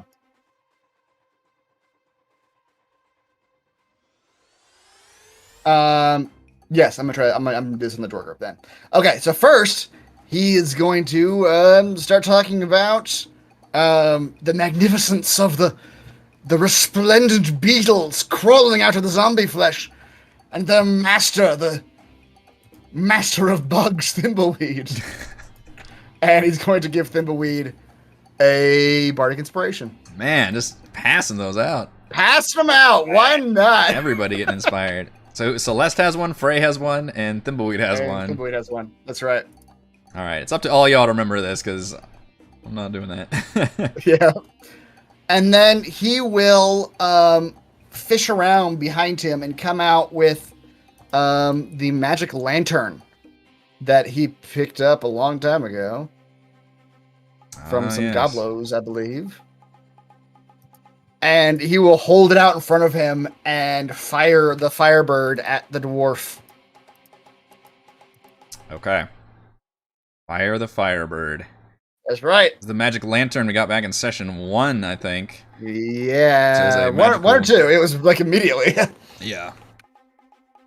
Alright, so you're spending an action to release and a charge. Yeah. 2 charges and... Oh, 2 and charges. action, Yeah, okay. That's a DC 13 dex save. Let's see. Advantage on saving throws against poison spells and illusions. This is not any of those, is it? I don't think so. I don't think so either. So it's a regular dex save. Doesn't look terribly dexterous. And is not. All right. He's Takes lit up. 1d10 fire damage and is simply bathed in light, granting advantage on any attackers who can see it till the end of your next turn. So give me 1d10 fire damage. 3. Alright, does singe him. Singes the beard. I forgot about the damage. I was just trying to light him up for everybody else to attack. It basically it's a temporary fairy fire. Yeah. So help me remember until the end of Robin's next turn, you'll have advantage on the Dwergar. And that's it for me. Alright, our ogre zombie friend will try to make up for its terrible attack last turn. And Frey, you were still reckless, yes? No, I didn't reckless last time. Did not reckless last time. Okay. Regular attack.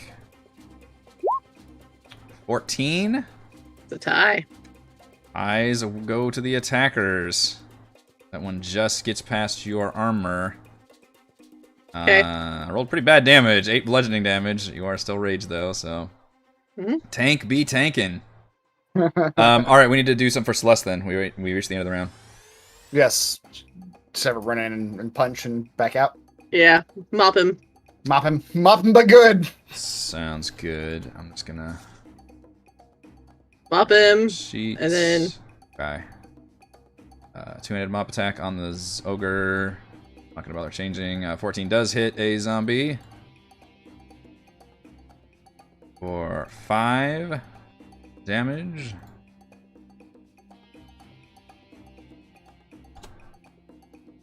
And then she just backs out with her mobility. Grab punch at the same time, because you can do Yeah. that. It's the one bonus. Oh yeah, that's the monk unarmed. Yeah. Yeah, unarmed strike. Sure. Which also hits a zombie, and ironically does more damage than the mop. As he kicks it in a very sensitive area. That's right. Right in the nads. Yep. Alright, and we'll just leave her at the same spot. Starts off with Thimbleweed. Thimbleweed.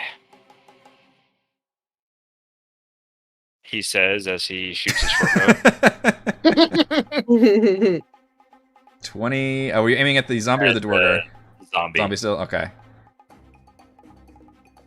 And then the carrion beetles will again move in and out of his gaping wounds. Yeah. Fine. Flesh. 15. Still, yeah, 15. And this zombie is just taking all this damage, but it is definitely like eating away at all the different bits of flesh.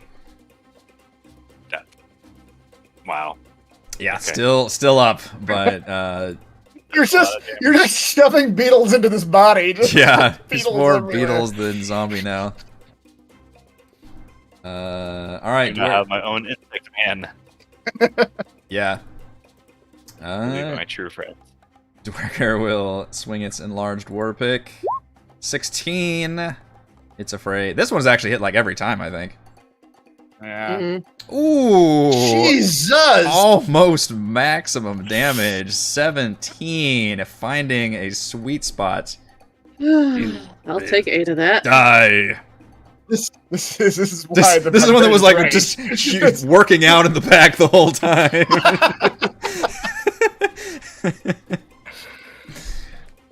just sacks of wheat or something just in his like bunk. Yep. Has a picture of Frey up in his like the wall that he's like throwing darts at, is bumping up at the montage. Yeah, saved by the rage. All right. Once again, we will wait on Celeste and go to Frey. Do you use a bardic inspiration on damage, or does that have to just be on the It attack depends roll? on what kind of bard you are. Yeah, if you're Valor, I think. Is that it? I think Valor is like the attack bar, knows you can add it to the damage. Okay. Valor, is that the one I played? That one was you could add to AC. I don't Oh. remember. Basically, they Or just swords, maybe? yeah. There Every is bard one. is a different one. I don't know what eloquence is, but if there is Eloquence is minus to their next saving throw. That's their thing. right. Okay. Is to like minus it from an enemy's saving throw. Yeah. Yeah. Alright. Well, I get advantage because he's lit up from the. Yes. Yep. The The thing. Firebird. Yep. 21 does 21. hit. For 15. That is a really solid hit, Frey. You cut that axe deep into his side, and he just grunts and staggers, and blood just seeps out of his mouth, and now his eyes just kind of go wide with fear. Still up, but looks like very heavily mortally wounded with that hit. Is this one of those things like I could technically use a bonus action and stab him with my tiny dagger and do a paper cut and possibly kill him? I think you have to have an offhand though, and you're wielding your axe with two hands technically. Yeah. Right, yeah, never mind. yeah. I forgot about that. Alright, so she'll just whisper back to him, I told you you would die first. Didn't the other one die first though?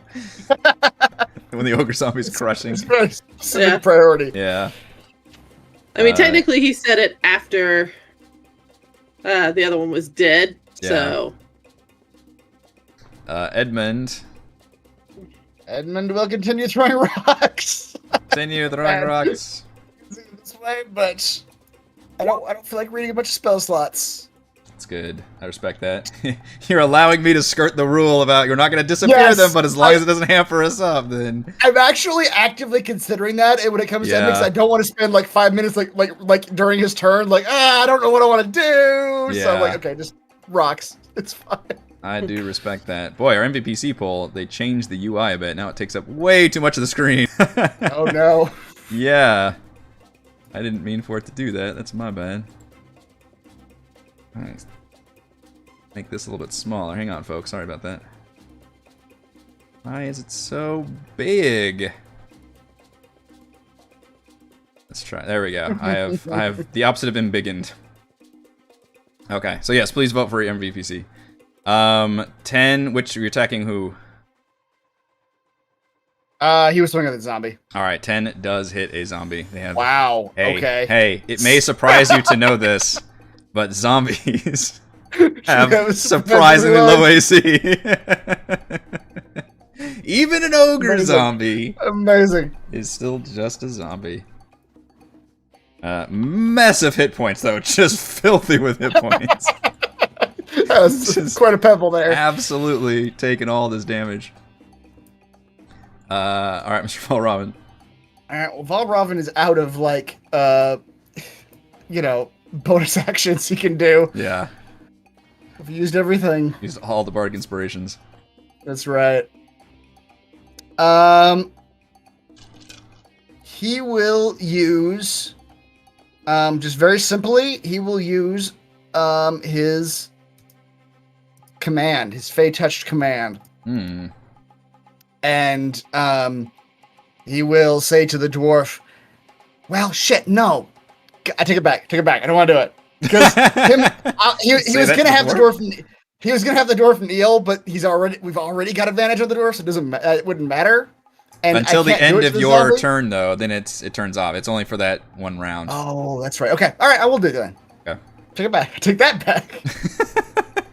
Take back my take back. Okay. The dwarf knew he could do nothing but kneel before his betters. And kneel will be the command word. Okay. Definitely a spell. This is another wisdom save. Always the wisdom saves with you.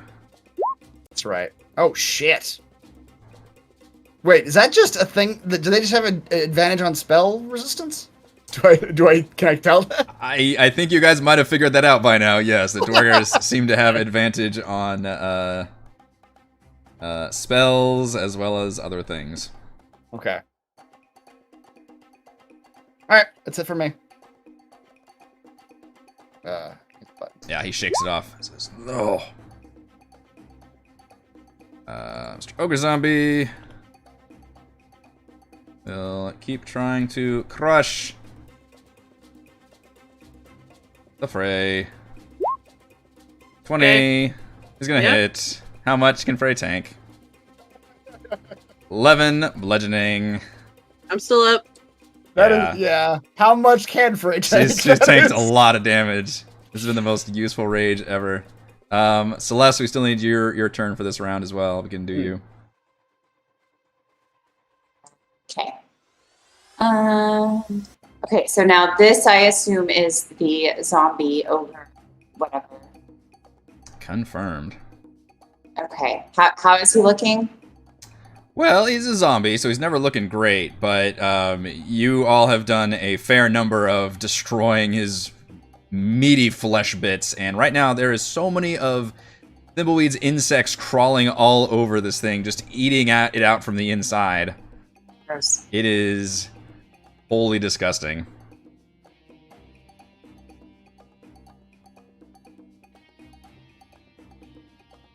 Okay. Okay. I'm gonna run in and smack him. Smack a zombie. Mm-hmm. 21. We'll certainly hit a zombie. All right. So it's 5 bludgeoning. Okay. And so then I can make a unarmed. I've done that multiple No, times. you got 2 arms now. 2 arms. An unarmed strike. 16 will hit as well. For 4. Okay, this thing is just, I mean, it's so gross when you hit it too. It's just like Yeah, I don't oozing like that. and spongy and just. I'm gonna run away, going, get it off, get it off, get it off, get it off. It's just a walking like caution sign of stay away. Mr. Thimbleweed. Thimbleweed.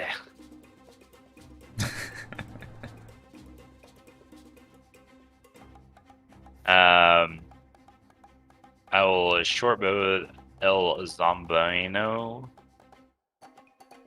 Indeed, you will. Yeah.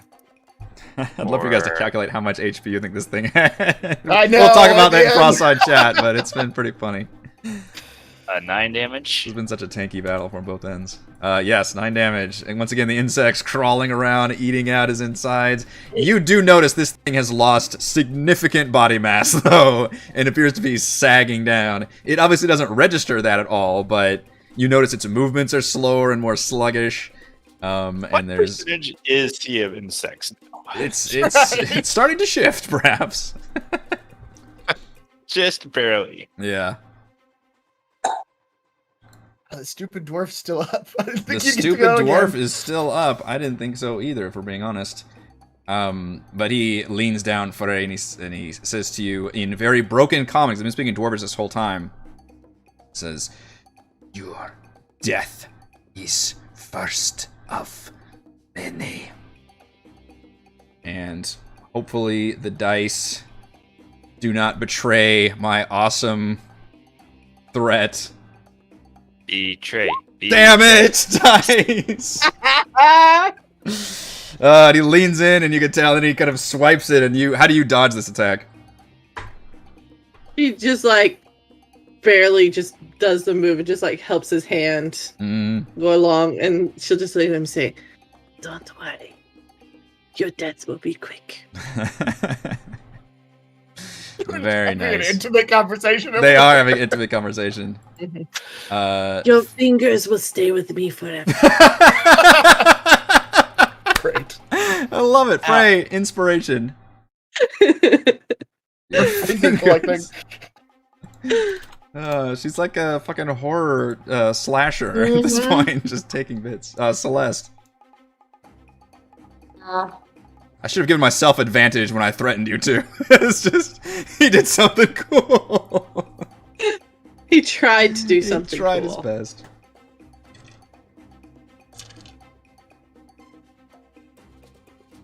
He's trying his best.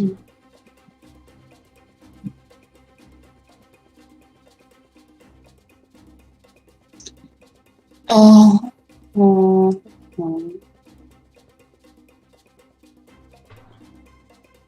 Well, I guess I'm just running in again.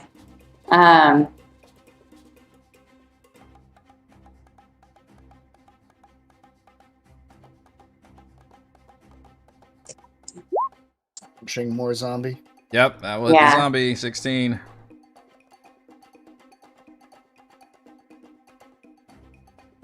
That's 4. Squish. Just you're just hitting it, and like insects are spraying out of its flesh at this point.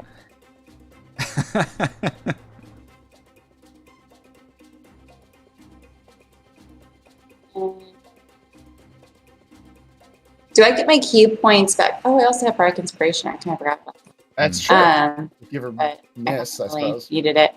Yeah, no one's needed it yet. You guys have been hitting just fine. Yeah. My key points I get back with a long rest, right? Short rest. Oh, short rest. Okay. Mm.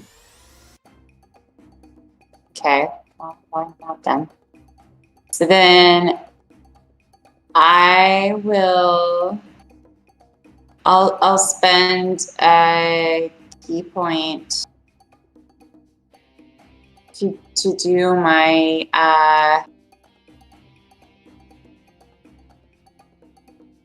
I have a key fueled attack on here, and I can't remember which book this came from because I feel like something weird got to my character That's sheet. at definitely one point. Tasha's. That's one of the Tasha's additions. I'm not really sure if it's supposed to be my character sheet or not. I think it's something you can choose to take. I think that's what you told me. Yeah. Well, anyway, so it lets me spend a key point to make. I thought that was 2. Okay. No, sorry, that's the wrong thing. Told you this is why I needed. I'm gonna start giving you a chest clock that you gotta press. I know. I'm sorry. Look, the baby keeps crying. I keep having to run away to go take care of the baby. I couldn't print out my character sheet. There's a lot going on. Flurry of blows is the one I want to do to make 2 unarmed strikes as a bonus action. This is exactly why we have everybody do basic attacks when they're not there too. That's what I was doing with you, and that's what Chris has been doing with Edmund is his basic attack. He's like, we don't know. There you go. Your sheets are already too confusing for me. Shit, all those are hitting. Alright, Nice. so it's 11 more damage. Boy, hell of a punch in the last one. That was, and in fact, guess what that's gonna trigger?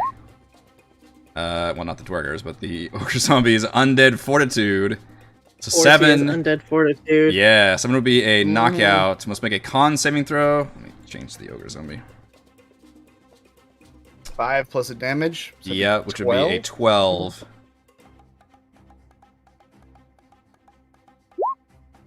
Jesus And Christ. it remains, but it draws up to Ugh. 1 hit point. So basically it's going to trigger that every time at this point. But you see it is like on its death 12 row, if you read it backwards. but you need to be able to get that perfect headshot to take this thing down.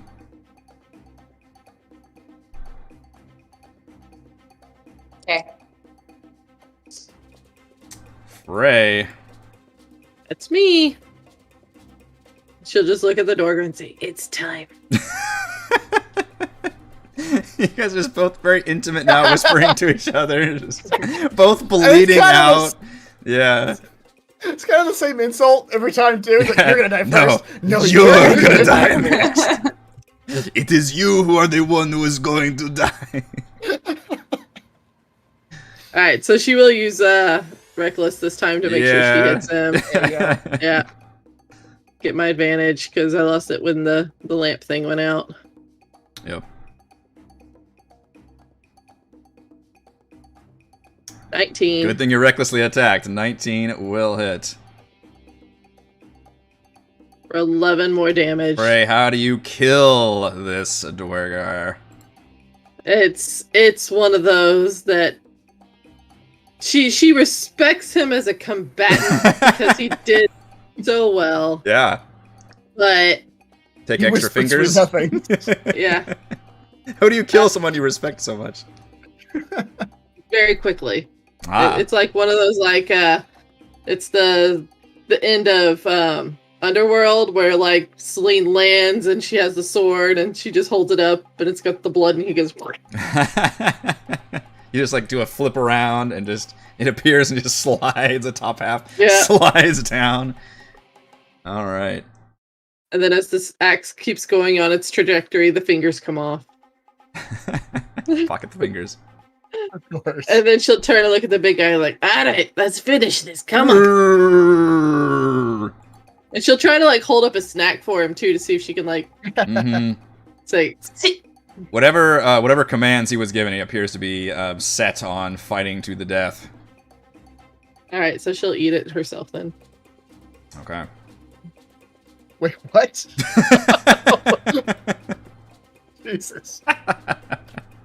The range. Edmund has Robin. Yes. Edmund will try to do a temple blow with his stone. See if he can down Yeah. the zombie. 22 will hit. It's all about the damage now, 5. right? Because you gotta get Yeah, 5 plus 5 is yeah. DC 10. DC 10, yep. Unless he just rolls bad. Oh! There you go! Triple shot!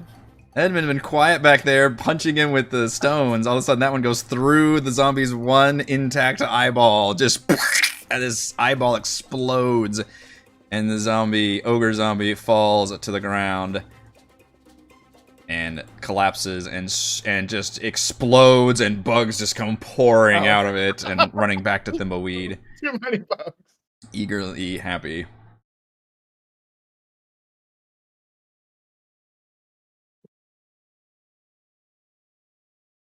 Open up my pant leg and let him crawl back up.